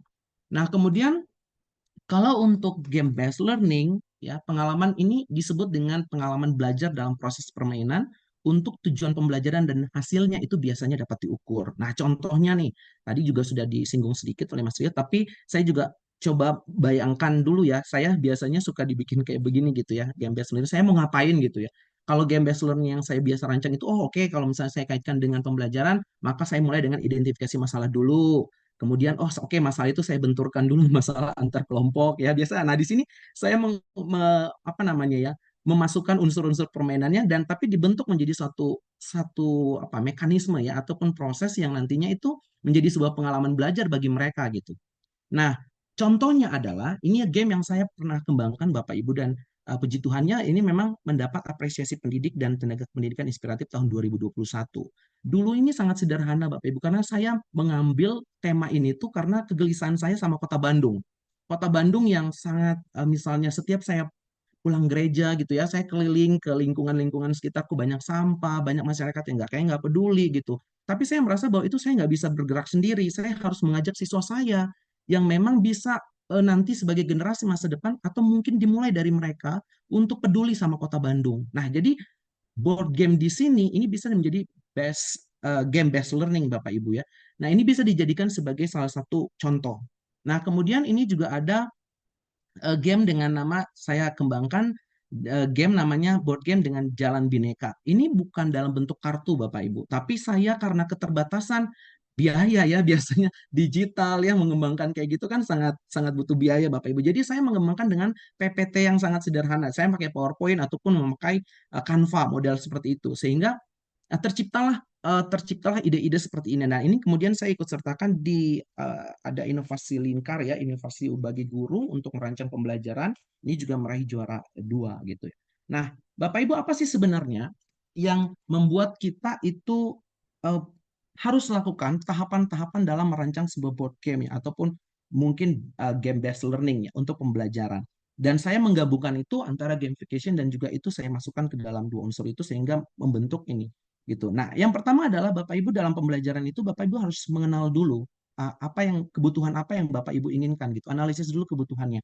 Baik kebutuhan misalnya dalam tujuan pembelajaran, misalnya tujuan pembelajaran adalah menganalisis menganalisis apa ya misalnya kalau saya kan karena pendidikan kewarganegaraan jadi menganalisis menganalisis apa ya nilai-nilai persatuan dan kesatuan. Nah, maka kata kunci saya adalah menganalisis. Berarti akan sampai di tahap itu mereka. Berarti mereka akan mendiskusikan, bertukar pikiran. Jadi unsur-unsur itu saya masukkan di dalam game saya. Harus ada diskusi, harus ada itu. Tapi nanti dalam saya masukkan bagaimana cara mereka berdiskusi dengan memasukkan unsur gamification itu tadi di dalam itu. Nah, kemudian setelah saya mengenal kebutuhan-kebutuhan siswa, apa perangkat-perangkat yang harus dibutuhkan gitu ya. Kemudian saya mengenal kemampuan saya juga Bapak Ibu. Nah, ini banyak yang tidak dilakukan oleh banyak guru menurut saya. Karena apa? Karena kemampuan guru juga harus dilihat. Kadang-kadang guru merasa ini tadi yang saya bilang bahwa guru merasa dirinya tidak kreatif karena melihat bahwa dia memang tidak punya kemampuan. Padahal sebenarnya dengan kemampuan-kemampuan kecil yang dia punya itu bisa dia rangkai menjadi suatu untuk membawa permainan ini menjadi milik guru itu gitu ya. Jadi jangan pernah menilai bahwa oh punya Pak Agus lebih bagus, punya si B lebih bagus, punya C lebih bagus, tapi justru di kitanya, kita yang harus mengenal diri kita dan kita mengembangkan sendiri. Ini yang penting sekali. Nah, oleh karena itu setelah kita mengenal kemampuan itu, kita kemudian merancang media apa sih yang mau kita bikin, seperti apa. Oke, kalau misalnya Bapak Ibu selama ini melihatnya monopoli, melihatnya ular tangga ataupun Uno ya dan sejenis-sejenisnya mungkin. Nah, itu Bapak Ibu coba kolaborasikan. Mana yang misalnya membentuk suatu cerita. Saya juga suka menulis cerpen Bapak Ibu menulis cerita sehingga cerita itu akan membantu kita sebenarnya untuk menuturkan dari satu kalimat ke kalimat lain menuturkan sebuah cerita. Jadi anak-anak itu ikut terlibat sebagai sebuah cerita. Jadi game itu seperti cerita, dia masuk dalam konteks kehidupan nyata. Nah, kemudian setelah Bapak Ibu merancang media atau prototipenya, uji coba dulu. Nah, uji coba itu bukan uji coba langsung kepada siswa, tapi uji coba dulu Bapak Ibu dengan teman-teman Bapak Ibu itu dengan guru-guru lain. Main dulu berempat gitu. Oh, ternyata ada masukan ya karena ini dalam bentuk prototipenya mungkin kertas-kertas kecil yang dipotong sederhana, kemudian dimainin gitu ya. Oh, ternyata susah nih gitu. Oke, kemudian susah nih, masukkan lagi. Oke, kemudian dievaluasi setelah itu. Setelah uji coba ada masukan dari guru A, guru B, guru C, guru D. Bapak Ibu bisa catat, kemudian Bapak Ibu evaluasi, balik lagi, uji coba lagi. Nah, jadi itu terus sampai terakhirnya itu implementasi, sampai betul-betul medianya ya menurut Bapak Ibu ya ini sudah maksimal lah. Atau mungkin tidak mungkin dari 30 siswa semuanya mengatakan tidak bagus. Oleh karena itu di dalam setiap evaluasi itu minta juga apa namanya kuesioner kepada siswa gitu ya, biar siswa memberikan masukan-masukan itu. Sehingga ketika mereka memberi masukan, Bapak Ibu tampung semua, setelah selesai, Bapak Ibu ulang lagi, bikin lagi yang bagusnya, selesai, praktekkan lagi. Nah, itu yang saya lakukan Bapak Ibu terhadap board game yang tadi Bandung tadi ya. Nah, di sini saya akan coba apa namanya share media yang saya sudah kembangkan dari yang modelnya PPT sederhana yang sangat sederhana lagi ini pernah yang saya kembangkan saya share-nya yang Bandung dulu ya Bapak Ibu. Nah, ini adalah yang kedua sebenarnya. Yang pertama itu masih masih sederhana sekali Bapak Ibu. Jadi belum ada gambar, belum ada apa gitu ya. Kemudian saya minta masukan kepada anak-anak. Tolong dong kamu ngasih masukan buat board game yang Pak Agus sudah bikin gitu ya. Mereka bilang bahwa oh ada gini Pak, desainnya terlalu sederhana. Ini harus ditambahkan ini. Sehingga saya belajar dengan teman guru yang juga ahli di bidang desain. Itu yang saya bilang tadi harus berkolaborasi juga gitu ya. Kalau misalnya kita hanya memikirkan wah berat, butuh biaya. Nah, ini tuh enggak Bapak Ibu. Jadi ada teknik-teknik juga ya di dalam merancang itu yang tidak perlu harus oh ini harus beli aplikasi atau apa enggak Bapak Ibu. Nah, ini yang saya rancang, ini yang ini sangat sederhana sebenarnya Bapak Ibu. Nah, ini. Ya, ini saya masukkan nih.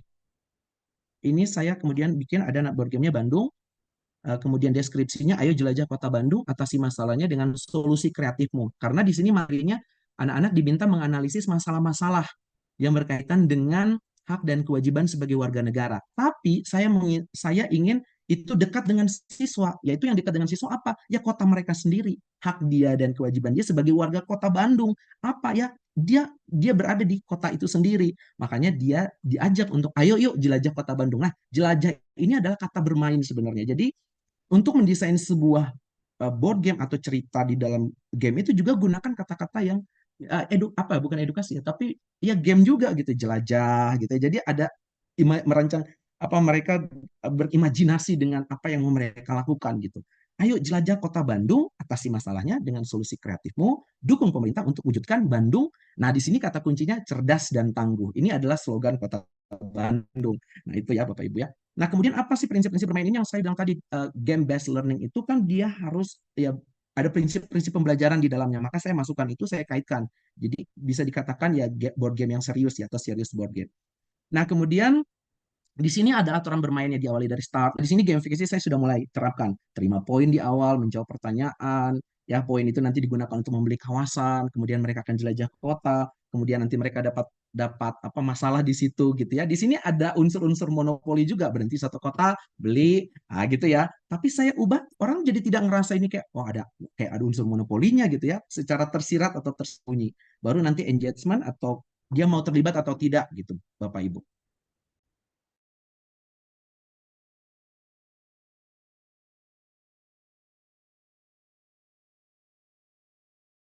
Oke, baik Bapak Ibu, kalau misalnya ada yang belum mengisi daftar hadir, ini saya share lagi ke link chatnya. Jadi silakan jangan sampai terlewat ya Bapak Ibu ya. Bagus, silakan boleh dilanjutkan. Ya, maaf Mbak tadi. Oke, nah kemudian saya lanjutkan Mbak Ogi. Kemudian nanti setelah engagement atau mereka terlibat, kemudian mereka merevitalisasi atau bahasanya itu mungkin ini seperti memberikan solusi gitu ya Bapak Ibu. Nah, dari sini kemudian saya merancang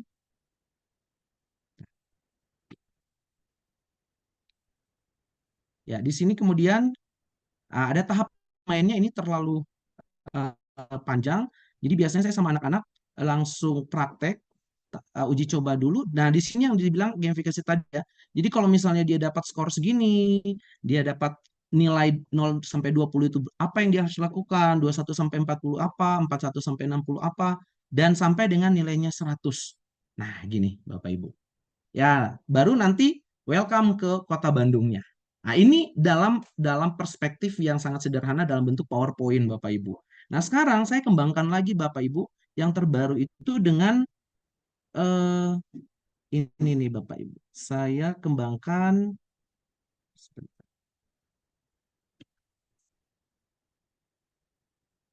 ini dia.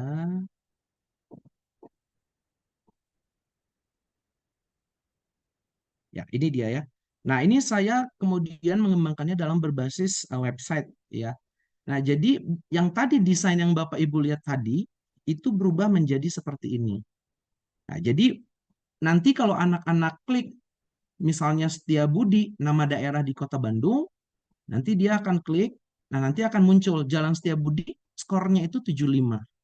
Nah, tapi saya masukkan unsur ada sejarahnya juga ya bahwa nanti kamu kalau bisa berhenti di sini kamu dapat poin 75 ya. Kemudian kamu harus mengatasi masalah yang ada di Jalan Setiabudi, kemudian kamu scan masalahnya, kamu diskusi dengan teman-teman kamu, kemudian nanti solusinya kamu sampaikan gitu ya. Nah, nanti kita akan lihat solusi siapakah yang menurut kelas itu yang mungkin bisa mengatasi Kota Bandung tadi dengan skor yang tadi saya bilang. Kalau misalnya sampai 100 itu berarti berkelanjutan. Jadi kemacetan itu solusinya itu tidak hanya sementara atau eh, apa dia punya solusi jangka panjang. Ya, jadi tidak jangka menengah ataupun juga hanya jangka pendek. Jadi semua itu kita akumulasi untuk mencapai nilai 100 tadi, Bapak Ibu. Nah, kemudian di sini juga dilengkapi dengan misalnya wisata kota. Jadi wisata kota ini juga saya gunakan untuk mereka jelajah kota Bandung. Dengan jelajah ini mereka akan mendapatkan poin-poin untuk tur ya ke kota Bandung. Dan ada aksi-aksinya Bapak Ibu. Jadi kalau aksi satu misalnya di Lembang Park and Zoo ini, nah, mereka akan dapat misalnya ngapain. Di aksi dua misalnya dengan bandros ya, ini ada bus bus tour gitu ya di Bandung, kalau Bapak Ibu yang pernah juga ke Bandung, nah itu juga ada, atau mungkin yang berkaitan dengan hal-hal lainnya. Nah, ini yang kemudian kami rasa bahwa ini bisa menjadi satu bagian yang menarik bagi siswa gitu. Ketika mereka harus belajar dan mengenal lingkungan di kota mereka, khususnya di Bandung. Nah, jadi mungkin ini sebagai bentuk implementasinya, saya kemudian akan ke slide berikutnya. Nah, saya agak cepat aja karena lebih baik kita diskusi ya Bapak Ibu ya. Mana tahu Bapak Ibu juga punya banyak pertanyaan. Oke, ini dia.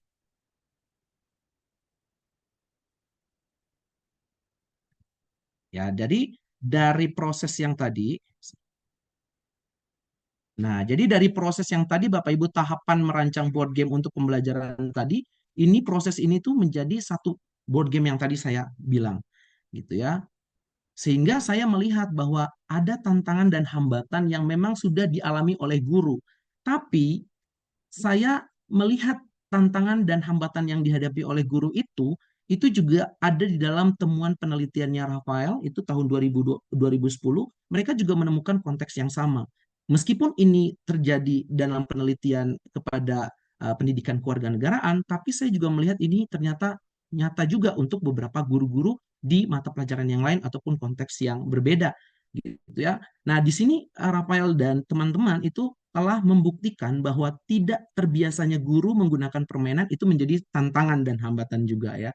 Kurangnya perangkat untuk mengakses game, ada juga jenis permainan apa yang menginspirasi kehidupan publik, ataupun misalnya di matematika gitu ya. Apa sih yang pas untuk matematika itu masih menjadi tantangan dan hambatan bagi guru gitu ya. Dia masih mencari-cari apa sih yang bagus gitu ya, apa yang pas banget gitu untuk pelajaran berhitung misalnya gitu ya, atau pelajaran yang lain gitu ya, logaritma dan sejenisnya gitu. Dan kemudian ada juga perbedaan paradigma guru tentang keterlibatan sipil untuk menunjukkan hambatan penggunaan game itu sendiri gitu. Jadi apakah memang itu penting harus dipelajari dengan board game? Apakah memang benar board game itu bisa meningkatkan keterlibatan dia sebagai warga negara? Apakah hanya sekedar main-main doang, hanya eksplorasi saja, tapi belum belum masuk di dalam pengalaman nyata siswa? Nah, oleh karena itu saya menemukan bahwa ya seharusnya masukkan di dalam kehidupan siswa. Kalau misalnya kita hanya bikin board game itu hanya sekedar kayak main-main, ya tujuannya pasti hanya untuk main-main gitu ya. Tapi kalau memang mau betul-betul bisa memecahkan satu kasus, bisa Bapak Ibu gitu ya. Nah, itulah yang tadi saya bilang bahwa tergantung kebutuhan Bapak Ibu apa. Kalau hanya untuk sekedar motivasi, bisa juga gitu. Tapi biar Bapak Ibu bisa kaitkan lebih lagi untuk pembelajaran Bapak Ibu agar pembelajaran itu tidak hanya sekedar menyenangkan bagi siswa, tapi juga bisa menginspirasi kehidupan dia sendiri gitu, baik sebagai warga negara, baik sebagai warga kelas, baik sebagai anak gitu ya. Itu nilai-nilai atau living value-nya itu bisa dimasukkan di situ Bapak Ibu. Jadi apa sih sebenarnya yang dibutuhkan oleh guru? Menurut saya, dari pengalaman saya dan juga apa yang sudah saya praktekkan, apa yang dibutuhkan oleh guru itu adalah sebuah inovasi. Inovasi ini maksud saya adalah jangan pernah berhenti untuk belajar, Bapak Ibu. Belajar itu bukan hanya belajar seperti ini, Bapak Ibu melihat tayangan seseorang, tapi Bapak Ibu juga memberi diri Bapak Ibu untuk mencintai pekerjaan Bapak Ibu sehingga mau berinovasi. Karena Bapak Ibu merasakan ketika kita melakukan inovasi di dalam pembelajaran, ada banyak anak-anak yang bahagia dengan pembelajaran kita. Ketika mereka bahagia, mereka merasakan kedekatan itu dengan kita, maka kelas itu dengan kita cerita, dongeng, masukan apa, itu aja mereka senang gitu ya. Jadi nggak perlu harus yang seperti apa, tapi ingat harus berinovasi. Nah, kemudian yang kedua bagi saya adalah kepekaan. Tadi saya bilang di awal bahwa saya di merancang merancang board game Bandung itu saya ada kepekaan membaca situasi sekitar saya. Ketika saya melihat bahwa Bandung ini kotor, ada macet di mana-mana, ada ini, ada itu, saya nggak bisa berdiri sendiri. Saya harus mengajak anak-anak saya untuk terhadap lingkungan mereka, gitu kan? Kalau memang sekarang isunya adalah mental health ya, ya silakan gitu ya. Bikin rancang apa nih yang membantu Bapak Ibu juga untuk bisa sama-sama barengan gitu. Atau bisa juga membaca apa namanya? Lingkungan di masyarakat ya. Makanya muncul board game yang saya bikin Jalan Bineka. Itu kekhawatiran saya melihat orang sekarang apa-apa berantem, apa-apa sekarang berantem. ya dia tidak tidak bisa melihat orang lain dalam perspektif yang berbeda. Nah, ini tuh harus diajarkan di dalam pembelajaran ini. Dan saya menemukan bahwa di dalam temuan saya, kebaruan saya di dalam board game temuan penelitian ini adalah board game itu akan secara alami menuntun siswa untuk belajar, dan tanpa sepengetahuan dia, ternyata dia itu juga apa ya, melakukan aksi yang bukan pura-pura. Jadi dia meraih kemenangan itu kalau dia curang, ya berarti ini yang harus kita luruskan. Itu yang tidak banyak dilihat oleh board game atau game based learning gitu ya, ataupun misalnya gamification tadi. Kemudian yang selanjutnya adalah kolaborasi. Selama saya merancang ini, Bapak Ibu, saya tidak berdiri sendiri, tapi saya mengajar itu dengan siswa saya, rekan rekan berpikir saya itu justru adalah siswa saya sendiri gitu. Karena saya merasa bahwa kelas itu adalah kalau mereka happy, saya juga happy gitu. Tidak hanya mereka, rekan-rekan saya sekerja juga gitu. Oh, yang punya keahlian bikin board game, saya ajak untuk, ayo gimana caranya? Saya ajak juga komunitas-komunitas yang memang bisa untuk mengembangkan ini gitu. Kemudian ada pelatihan-pelatihan berbasis simulasi. Ya, ini yang mungkin masih sedikit, bukan tidak ada, tapi sedikit dilakukan. Karena hanya sifatnya satu arah. Padahal seharusnya itu sekarang guru-guru dilatih, didampingi untuk membuat board game versi mereka sendiri. Dan tentunya apa yang dibutuhkan guru? Ya tentu harus ada topangan biaya Bapak Ibu. Kenapa? Bukan biaya yang bagaimana yang maksud saya, tapi harus juga ada biaya untuk pengembangan-pengembangan ini ke depan. Sehingga inovasi ini bisa bertahan dan berkelanjutan. Karena ya dalam versi digital seperti ini kan akan bertahan Bapak Ibu. Tapi kalau misalnya dalam bentuk kartu, itu kan bertahannya ya mungkin 5 tahun bisa, tapi kalau untuk 10 tahun ke depan ya mungkin sudah hilang gitu ya. Tapi kalau digital mungkin masih bisa bertahan. Nah, maka kesimpulan apa yang saya dapatkan? Ini yang saya dapatkan ya Bapak Ibu ya. Jadi kalau misal kita semua punya pengalaman yang berbeda, ya itu juga bisa jadi kesimpulan Bapak Ibu. Nah, bagi saya bermain itu adalah sebuah kebahagiaan. Ketika saya merancang permainan untuk pembelajaran, maka saya membiarkan tujuannya adalah untuk membahagiakan. Karena pendidikan itu adalah sebuah kesejahteraan. Sebagaimana yang sudah diamanatkan dalam undang-undang tentunya ya Bapak Ibu ya, bahwa ya kesejahteraan untuk semuanya adalah untuk kesejahteraan. Nah, gitu ya Bapak Ibu ya. Jadi demikianlah yang bisa saya sampaikan, Mbak Augie. Mohon maaf kalau terlalu cepat, tapi juga bisa menyelesaikan dengan waktu. Bisa lebih banyak diskusi. Terima Ya, kasih. terima kasih banyak Pak Agus. Nah, nih kalau misalnya tadi nih Bapak Ibu ada pertanyaan nih tadi dari Ibu Ani. Pernah coba World Wall? Nah, terus kira-kira game apa lagi yang seru ya? Nah, malah tadi di eh, sharingnya Pak Agus tuh ibu bapaknya nih yang bikin sendiri ya. Pak Agus ya, malah coba Bapak Ibu gurunya yang bikin gamenya sendiri. Nah, kalau tadi ada pertanyaan mungkin eh, tentang bahasa, misalnya kita belajar bahasa Indonesia ataupun bahasa Inggris. Tadi ada pertanyaan dari Bu Hoir tentang bahasa Inggris, Ibu Endang tentang mata pelajaran bahasa Indonesia. Kira-kira nih mungkin Mas Rio, Pak Agus sendiri, kira-kira punya contoh nggak ya? Kira kita bisa mungkin memodifikasi game untuk belajar bahasa Indonesia, bahasa Inggris, kira-kira apa ya gitu? Satu aja misalnya.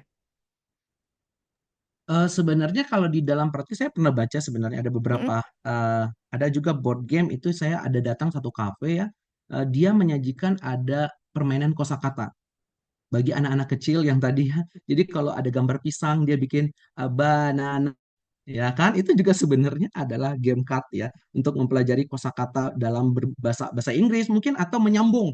Jadi dalam kosakata bahasa Inggris ada is, ada apa gitu ya, dipotong-potong dalam bentuk kartu, kemudian ditulis di situ dan disambung-sambung merangkai satu kalimat. Nah, itu kan bisa juga tuh. Jadi satu misalnya ada kata food, ada kata apa gitu ya, digabungin menjadi satu kalimat, kemudian diajak bercerita, dicampur dengan dongeng, dicampur dengan poin. Kalau nyampe hanya di poin satu atau dua, oh nilainya 10. Oh sampai ke 4 nilainya tambah 20. Kalau hanya 5 berapa? Nah, ini mereka berlomba-lomba untuk mengembangkan mana yang lebih misalnya imajinatif gitu atau lebih punya konteks cerita yang sesuai dengan tujuan pembelajaran gitu ya. Nah, jadi semua punya kesempatan yang sama gitu. Bisa jadi semua nilainya 100 gitu ya. Nggak apa-apa, kan nggak ada yang salah gitu. Karena kan tujuannya memang sampai di situ. Nah, kadang-kadang yang kurang dari guru itu adalah mereka memetakannya itu untuk hanya mencapai kurikulum gitu ya. Yang penting sampai harus benar-benar harus selesai semua kurikulum. Padahal nggak harus gitu. Kan yang esensialnya apa? yang esensialnya itu apa yang harus dipelajari oleh siswa, sehingga dia nggak terlalu banyak belajar gitu. Kimia ya udah, ya kimia apa yang dia pelajari bab itu gitu. Nggak perlu harus semua kan. Kalau semua ya dia teler juga, dia belum belajar fisika, dia belum belajar yang lain gitu. Nah, board game ini sebenarnya melatih anak-anak untuk berimajinasi dalam pembelajaran-pembelajaran tadi. Gitu, Mbak Awi, Oke, menurut saya. terima kasih Pak Agus. Mas Rio, mungkin ada ide nggak kira-kira kita bisa belajar Iya, bahasa ya? sebenarnya, nah sebenarnya mungkin aku rasa ini juga salah satu yang perlu kita ini ya. Kayak tadi kata Pak Agus benar banget. Sebenarnya saat cocok buat bahasa Indonesia apa ya? Materinya apa gitu loh. Ini pengennya mempelajari apa? Membuat banyak kosakata kah? Struktur kah gitu ya. Kalau sinonim kah kan sebenarnya beda-beda ya. Kalau misalnya kita bicara game learning kan sebenarnya saat saat main adalah jadinya either menambah pemahaman siswa. Oh, struktur kalimat tuh ternyata gini gitu ya. Ya kan dari situ Bapak Ibu bisa bisa coba. Oke, berarti saya bikin gamenya menyusun kalimat dong gitu. Sebenarnya cukup cukup mudah saat kita tahu kita mau ngajarin apa gitu loh. Kalau misalnya kayak tadi yang mencocokkan gambar dengan kata gitu ya untuk anak misalnya yang masih sangat usia muda gitu ya, masih kecil gitu, anak kelas 1 anak kelas 2 gitu kan. Sebenarnya yang penting adalah dia tahu ini kata ini tuh gunanya apa. Ya itu sebuah game yang sangat sederhana gitu kan itu bisa juga jadi itu gitu memperkaya istilahnya kosakata kan. Kalau kemudian kita bicaranya materinya jadinya yang tadi kata Pak Agus gitu ya. Pokoknya saya maunya ada satu game yang cocok buat buat bahasa Indonesia jadi saya bisa main aja di kelas gitu ya. Itu yang nanti takutnya bisa jadi gitu ya, malah jadi bingung sendiri gitu kan. Jadi kalau misalnya kita ngomong game based learning ya terutama ya, ya coba berangkatnya dari purpose gitu. Jadi dari kayak oke materinya tentang apa? Saya mau ngajarin tentang apa?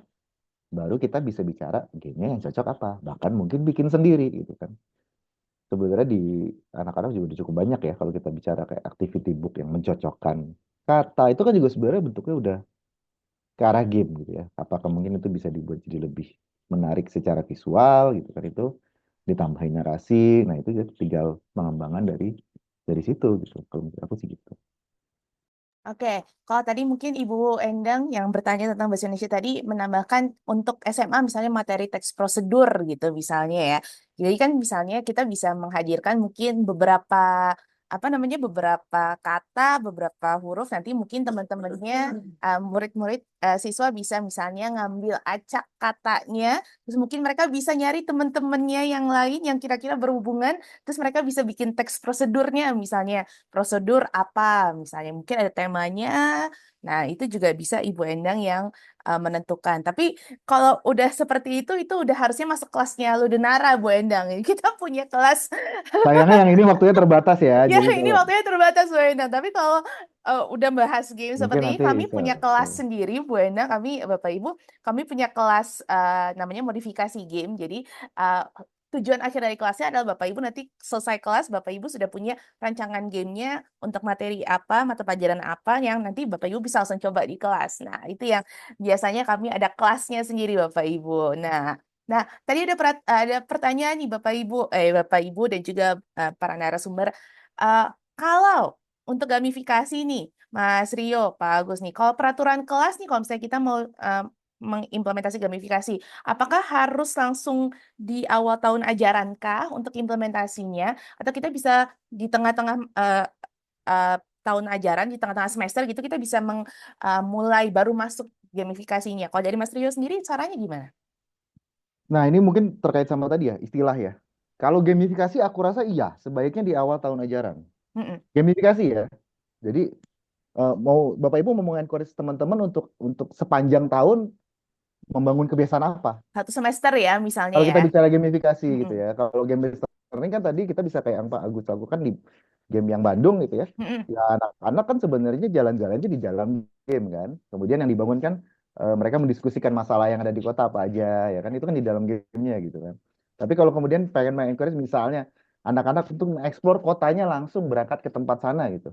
Ya kan lebih enak kalau di awal, nanti di akhir baru mereka bisa istilahnya presentasi hasil temuannya di lapangan, kan?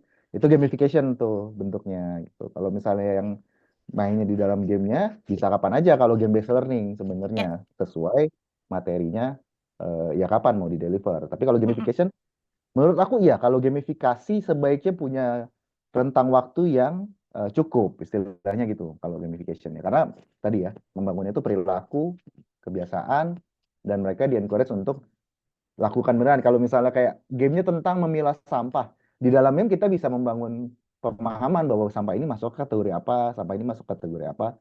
Tapi kalau kemudian kita berangkatnya gamification atau gamifikasi, membangun kebiasaan, ya bisa jadi di awal tahun ajaran mereka kita ajak untuk bikin bank sampah misalnya. Itu perlu waktu gitu. Dan itu semakin lama dijalankan semakin baik sebenarnya gitu kalau menurut aku. Oke, melanjutkan bahasanya Mas Rio, tadi juga ada pertanyaan dari Ibu Wilda Inish nih, Pak Agus, kalau untuk penerapan board game sendiri nih, kalau dari yang pengalamannya Pak Agus, sebaiknya sebenarnya itu di awal kah, di awal materi sebagai pemantik, di pertengahan semester mungkin jadi formatif, penilaian asesmen formatif, atau mungkin malah di akhir, jadinya malah jadi asesmen sumatif misalnya. Kalau dari Pak Agus sendiri bagaimana, Pak? Ya, terima kasih Mbak Ogi untuk pertanyaannya ya. Memang kalau misalnya kita bicara tentang penerapannya, apakah misalnya di awal semester sebagai pemantik ataupun mungkin misalnya di pertengahan semester atau di akhir itu, saya sebenarnya gini, kalau saya sendiri, misalnya saya punya 5 pertemuan gitu ya, ini saya secara teknis ya Bapak Ibu ya, biar Ibu juga tidak gimana gitu ya, menerka-nerka gitu ya. Kalau saya misalnya sudah memetakan waktu pembelajaran dalam satu chapter itu atau satu bab itu misalnya 5 pertemuan, maka di awal itu saya sudah mengajak mereka untuk mengenal dulu materinya di awal. Jadi bukan langsung game dulu gitu ya, tapi di awal mengenal dulu apa yang akan kita pelajari di semester ini, apa di bab ini gitu. Kemudian nanti mengajak mereka untuk eh, kira-kira apa yang menarik gitu ya. Kita belajarkan ini apa yang menarik. Nah, kalau Pak Agus, saya punya board game misalnya gitu. Baru bilang, oh iya Pak, coba gimana gimana. Nah, kalau misalnya udah mereka penasaran gitu ya, baru saya terapkan gitu. Jadi mungkin di pertemuan kedua sudah bisa dilakukan gitu. Jadi pertemuan kedua, pertemuan ketiga, pertemuan keempat tuh main game atau bisa dijadikan sebagai akhir sebagai asesmen ya, asesmen untuk perilaku, nilai juga bisa dapat gitu ya, secara pengetahuan bisa dapat di situ knowledge-nya, dan juga bisa dapat juga dari attitude-nya atau perilaku mereka. Jadi semuanya bisa, itu tergantung Bapak Ibu mau menjadikan itu sebagai apa. Jadi di dalam merancang sebuah kelas itu tidak ada, menurut saya, merdeka, konsep merdeka yang seharusnya diusung di dalam pembelajaran itu adalah bukan sebebas-bebasnya, tapi ya sesuai dengan kebutuhan gitu, kebutuhan kelas. Kalau misalnya saya memang menganggap itu ada di awal, ya nggak apa-apa gitu. Itu sebagai motivasi, berarti ada gamifikasi gitu ya. Kalau saya mah gamifikasi dulu di awal gitu ya. Misalnya pertanyaan cepat-cepat, siapa dapat? Ya saya. Nah, itu kan gamifikasi. Bisa tuh di awal dulu motivasi gitu, baru oke, sekarang kita masuk ke board game. Tapi tadi ingat Bapak Ibu, di Bandung saya langsung mulai dengan start itu langsung udah ada tuh, mereka dapat poin di awal gitu kan. Nah, itu juga saya sudah masukkan sebenarnya. Tergantung Bapak Ibu maunya seperti apa. Sehingga intinya Bapak Ibu juga tidak terlalu berat. Jangan sampai makanya banyak Bapak Ibu orang guru-guru yang bilang bahwa aduh ini berat banget sih, saya harus merancang gini, harus gini gitu. Karena Bapak Ibu selalu berpikirnya terlalu saya bilang overthinking gitu. Itu yang ada di apa di film apa Mbak Mbak Ogi yang barusan. Inside Out 2. Ya, betul. Eh. Itu terlalu overthinking sehingga akhirnya tidak jadi gamenya. Tapi banyak dirancangnya gitu, tapi nggak jadi-jadi. Oke, baik Pak Agus. Jadi mudah-mudahan menjawab ya Bapak Ibu ya. Jadi sebenarnya penggunaan game untuk konteks game dasarnya itu sebenarnya bisa dilakukan di mana di beberapa checkpoint ya. Mungkin kita bisa bahas beberapa checkpoint ya. Bapak Ibu mau di awal mungkin untuk misalnya kita masuk ke materi baru misalnya kalau ada Bapak Ibu yang SD misalnya mungkin tema yang baru mungkin kita masuk ke tema yang baru atau kalau misalnya Bapak Ibu di tengah-tengah nih mungkin sudah di tengah-tengah tema mau melihat gitu ya sejauh mana pemahamannya murid-murid gitu ya peserta didik udah sampai mana bisa jadi asesmen formatif ataupun di akhir misalnya itu mau menjadi asesmen sumatif pun itu bisa. Nah, tapi satu pertanyaan nih, saya juga jadi penasaran nih Pak Agus juga Mas Rio. Kalau misalnya dari gamifikasi dan juga game baser nih sendiri nih Mas Rio, Pak Agus, ada nggak ya kira-kira, ini kan karena Bapak Ibu guru yang hadir nih dari berbagai macam jenjang nih, dari SD, SMP, SMA, TK gitu ya, ada PAUD ya, ada yang universitas juga. Ada nggak sih saran misalnya nih, kalau TK ada PAUD itu baiknya apa? Game listening atau gamifikasi? SMA gitu. Baiknya gamifikasi atau game listening? Ada nggak sih Mas Rio, Pak Agus? Mungkin dari Mas Rio terlebih dahulu. Ya, sebenarnya kalau kalau usia sebenarnya menurut aku cukup cukup ini juga ya. jadinya jadi berhubungan sama kurikulum gitu ya. Jadi maksudnya kalau kalau Ya mau nggak kemudian mau. iya maksudnya kalau ternyata kurikulumnya salah gimana gitu kan. Tapi kalau kita bicara tadi ya sifatnya gitu ya. Kalau menurut aku sebenarnya game based learning mungkin lebih baik di usia yang agak lebih dewasa sih kalau menurut aku ya. Karena bentuknya yang lebih analitik ya jatuhnya. Kayak tadi Pak Agus Bandung tuh kan semakin dewasa usia teman-teman yang main kan mungkin ide-ide diskusinya mereka, solusinya mereka tuh kan jadi lebih lebih udah lebih solid ya, lebih menarik untuk didiskus bareng-bareng gitu kan. Sementara kalau yang anak usia muda mungkin kita bisa lebih ke arah yang mungkin gamifikasi cocok, tapi dalam artian konsekuensinya mungkin tidak perlu yang kamu salah kalau kamu salah kamu gagal berarti gitu ya. Nah, tadi juga yang terkait sama kapannya itu juga menurut aku menarik kalau juga jadi semacam motivasi kayak misalnya kuis di awal semester. Mereka udah coba tuh oh ternyata yang ini jago yang ini kurang yang kok skor saya kecil ya saya kurang paham nanti mungkin di akhir semester bisa dicoba lagi mungkin di awal jadi kayak pancingan oh saya ternyata kurang tahu soal ini gitu. Jadi misalnya belajar nanti di akhir selesai materi kemudian di kuisin lagi gitu istilahnya itu bisa jadi sesuatu yang menarik ya kayak istilahnya nah sekarang berarti kan anak-anak ini lebih lebih kelihatan nih skornya naik gitu misalnya bahkan bisa ditunjukin ke mereka bahwa loh kan kalian bisa paham loh gitu. Nah, tapi kalau usia tadi kalau kalau ada ngelihat formatnya mungkin aku rasa gamifikasi lebih cocok buat yang usia lebih muda, tapi juga bukan berarti mereka harus dibikin saling menjatuhkan ya gitu ya. Kayak istilahnya kalau misalnya mau bahkan gamifikasi bisa jadi kelompok misalnya poinnya gitu atau memang benar-benar sifatnya poinnya memang benar-benar semua nanti jadi dapat poinnya rata-rata gitu. Dulu aku sempat ada yang menarik di SMA eh guru matematika tuh pemalas banget sebenarnya Gi. Jadi ini aku cerita dikit ya. Karena dia kalau datang dia ngasih soal di papan tulis yang bisa ngerjain itu sebelum jam pelajaran berakhir dapat nilai tambahan di rapot. Nah, ini kan sesuatu yang sebenarnya oke ini sebenarnya gamifikasi loh gitu. Dapat poin loh kita gitu. Tapi jadinya yang pinter doang yang maju. Untungnya teman-teman aku SMA itu bisa dibilang berakhlak mulia. Jadi at some point kita sadarnya maju ini terus. Akhirnya jadinya yang nggak bisa malah diajarin sama yang bisa. Jadi si gurunya malah yang bingung waktu yang maju ini orang anak ini biasanya nggak pernah maju kok dia maju. Ternyata diajarin sama yang lain. Ya kayak misalnya istilahnya teman-teman yang udah bisa ya nilai rapotnya mau gede ngapain dapat teman nilai lagi gitu kan. Malah jadi anak-anak yang nemuin celah gitu itu juga jadi satu menarik gitu. Nah maksudnya ya nggak apa-apa. Kayak saat kita ngelakuin itu kita juga mungkin perlu sadar ya bahwa ya ini nanti resikonya apa gitu.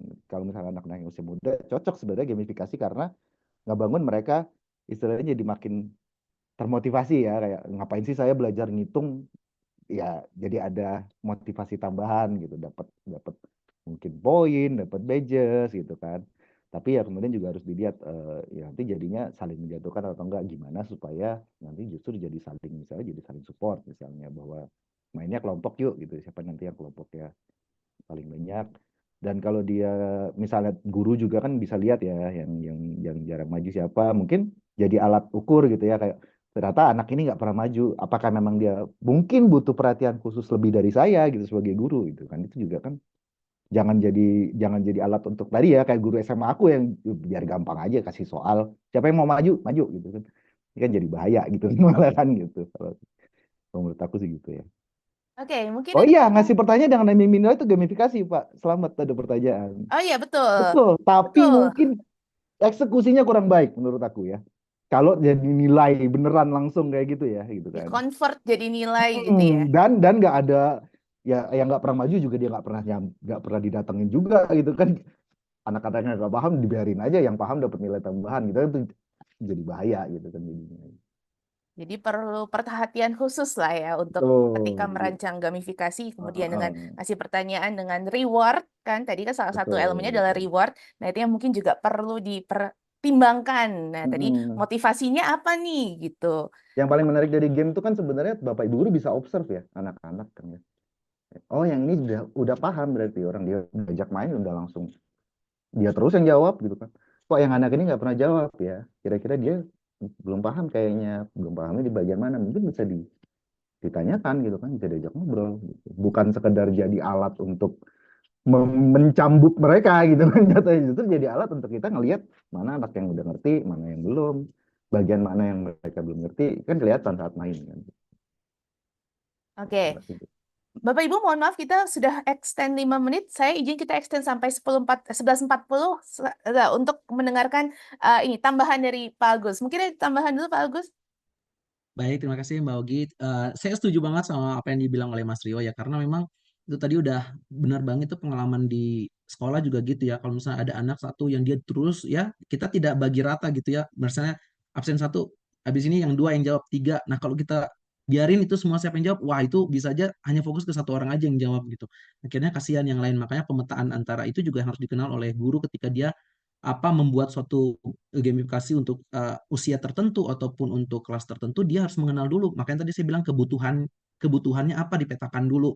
Nah, ketika pertanyaannya misalnya untuk TK, SMP, SD atau SMA berarti kan ini sudah masuk ke kurikulum gitu ya. Berarti gamifikasi yang seperti apa gitu. Nah, tergantung Bapak Ibu mau mengaitkan itu dengan pembelajaran atau hanya sekedar fun aja gitu. Ya, kalau misalnya sekedar eh, apa misalnya siapa siapa presiden kita hari ini. Nah, hanya sekedar biar mereka jawab aja biar heboh gitu kelasnya. Ya itu bisa-bisa aja gitu motivasi biar rame gitu kan kelasnya. Tapi kalau misalnya ada tujuan untuk pembelajaran, ya perlu dirancang gitu. Nah, apa sebenarnya kata kuncinya ya itu adalah eh, apakah itu pertanyaan yang kita berikan atau gamifikasi yang kita lakukan ataupun game based learning yang kita lakukan itu apakah sesuai dengan eh, kemampuan si anak gitu. Ketika anak TK diminta menganalisis peran buah-buahan apa di dalam kesehatan mereka. Wah susah tuh ya. Kalau anak TK, "Hah, ini ibu ngapain gitu ya? Ibu nggak salah bu pertanyaan ini gitu ya. Atau misalnya ini buah apa? Kan beda. Apa ini buah? Nah itu bisa gitu ya. Tapi mau apakah mana rasanya yang lebih manis? Nah gitu kan bisa gitu. Nah dengan pengalaman misalnya ya mereka bawa buah dari rumah masing-masing gitu kan bisa tuh. Coba Bapak Ibu baca bukunya Toto Chan, di situ pengalaman guru diceritakan ketika membangun bagaimana pendidikan itu tidak sekedar baca tulis dan menghitung dan lain-lain, tapi mengenal bulan, mengenal bintang, mereka nginep di sekolah, melihat bintang dari teropongnya, belajar di kelas yang dirancang seperti kereta api, itu menghadirkan imajinasi di anak TK ya atau anak SD. Tapi kalau itu dibawa anak SMA, dirubah kelasnya jadi kereta api ya, ada masinisnya. Ya elah, Bapak itu kayaknya di TK deh. Nah kan gitu. Nah kalau dia anak SMA persiapkan. Saya pernah baca buku juga untuk analisis kebutuhan psikologi siswa ya. Itu anak dengan usia segini dia harus ngapain? Nah itu sebenarnya perlu banget untuk kita kembangkan. Bagus banget kalau misalnya Ludinara ke depan juga bisa bekerja sama untuk memetakan gitu ya. Oh board game ini nih yang syarat-syarat board game yang bisa dimainkan gitu ya. Itu juga bisa banget tuh, bagus banget bahkan untuk universitas. Karena saya pernah mempraktikkan untuk membuat game di universitas mahasiswa bikin itu untuk anak SMA semuanya hampir sama gitu ya. Untuk anak SD dimasukkan ke SMA. Nah, jadi mereka juga bingung gitu. Nah, itu kayaknya bagus banget kalau kita ada untuk kerjasama di situ untuk pengembangan itu bagus menurut saya. Terima kasih Mbak Augie dan Mas Rio. Sama-sama Pak Agus, Sama-sama Mas bagus. Rio, terima Mungkin kasih banyak. iya, Tambahan jatuhnya dulu, silakan. aku mungkin ya penutup ya. Jatuhnya sebenarnya tadi ya kata Pak Agus juga dan kita juga dari awal ya kayak gamifikasi game learning dua-duanya bisa baik gitu kan. Selalu pertanyaan bukan mananya tuh mana yang cocok itu bukan yang harus pilih salah satu atau salah satu lebih baik dari yang lain, tapi ada kebutuhannya apa, usianya berapa tadi, kurikulumnya gitu ya. Ya itu jadinya adalah tadi hari ini mungkin diskusi kita lebih kayak oke untuk saya berarti untuk materi ini untuk usia segini di kalender akademis saat apanya pengen saya masukkan mungkin cocoknya yang ini gitu misalnya gitu kan. Tapi formatnya kurang lebih dimodifikasi sesuai kebutuhan masing-masing gitu kan jatuhnya. Jadi nggak yang kemudian plek-plek harus salah satu atau satu ini berarti lebih bagus dari yang lain gitu. Jadi ya memang kalau menurut aku lebih ke arah sana ya gitu. Thank you Augie juga. Sama-sama, Augie. Mas Rio, Pak Agus, terima kasih banyak untuk insight-nya hari ini.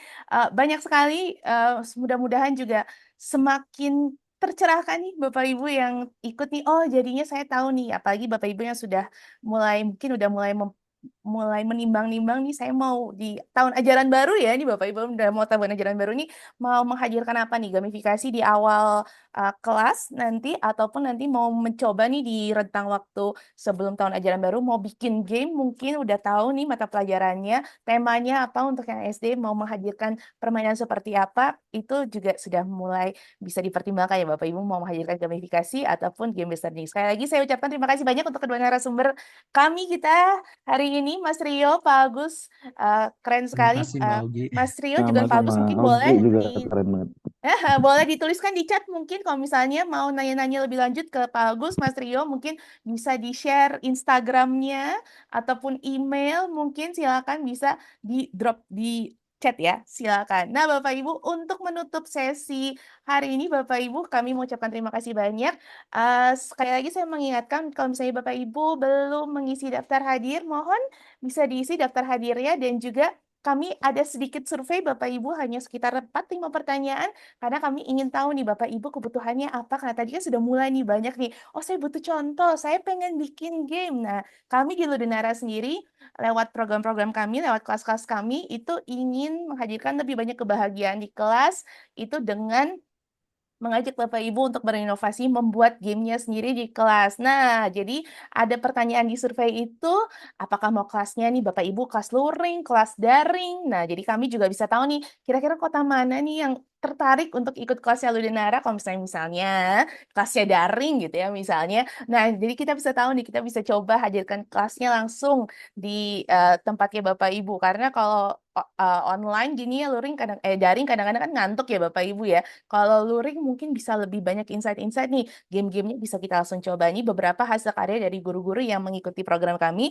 Jadinya juga Bapak Ibu bisa hadirkan juga nih sendiri game-gamenya Bapak Ibu di kelas. Nah, kami juga akan ada kelas nih Bapak Ibu di tanggal 11 sampai 12 Juli minggu depan karena kelas yang besok sudah ditutup pendaftarannya. Nah, kelas minggu depan ini adalah tentang pengayaan karakter Pancasila menggunakan game based learning. Nah, jadi ini dengan dua narasumber ada Mas Brendan dan Mas Isa. Ini programnya adalah daring ya Bapak Ibu daring. Bapak Ibu akan mendapatkan akses sebuah game namanya Fabel. Ini buatan dari tim Kumara. Jadi Ludenara akan menghadirkan sesi bagaimana ya kita bisa menghadirkan pembelajaran karakter Pancasila ini menggunakan game. Nah, ini gamenya digital, jadi Bapak Ibu kalau misalnya tertarik, silakan boleh mengunjungi websitenya ludenara.kilas.id atau ke Instagramnya @ludenara yang ada di pojok kiri bawah. Nah, Bapak Ibu terima kasih banyak untuk kehadiran Bapak Ibu dari jam 10 pagi tadi sampai jam 11 lebih 43 ini, Bapak Ibu. Semoga semakin banyak hal baik yang kita bisa hadirkan di kelas, terutama nanti kita menjelang ke tahun ajaran baru. Kalau Bapak Ibu pengen lebih tahu lebih banyak tentang Ludenara, silakan bisa langsung web ke Instagramnya Ludenara, bisa DM langsung, nanti bisa ngobrol dengan adminnya supaya juga tidak ketinggalan info-info kelas terbarunya Ludenara apa saja. Nah, Bapak Ibu, mungkin terakhir mungkin perlu foto bersama, mungkin sebentar aja ya Bapak Ibu ya, kita foto bersama dulu. Jadi Bapak Ibu kalau misalnya ingin buka kamera silakan. Kalau misalnya belum berkenan buka kameranya tidak apa-apa, Bapak Ibu kita foto bersama dulu sedikit 1 menit. Karena saya yakin sudah beberapa sudah lapar, mungkin ada daerah-daerah yang WIT yang juga sudah masuk ke jam makan siang, sudah mulai kelaparan. Jadi kita bisa foto bersama sebentar, kemudian kita bisa kemudian berpisah untuk nanti juga pastinya bertemu di sesi Ludenara selanjutnya. Baik, Bapak Ibu, kita foto bersama dulu. Saya bantu hitung mundur ya Bapak Ibu ya. Baik, ini ada dua slide. Oh ya betul, 2 slide ya Bapak Ibu ya. Kita foto dulu pertama, 1, 2, 3. Sekali lagi Bapak Ibu, 1, 2, 3. Baik, Bapak Ibu, terima kasih banyak sekali lagi sudah hadir di sesi ngobrol game Ludenara. Mudah-mudahan kita bisa hadirkan kembali sesi yang tentunya menarik dan juga mudah-mudahan bisa langsung Bapak Ibu implementasikan di kelas untuk menghadirkan kelas yang lebih menyenangkan dan juga tetap bermakna. Sekian dari saya, Augie, mewakili dari tim Ludenara. Terima kasih banyak, terima kasih, selamat siang, dan sampai jumpa lagi Bapak Ibu.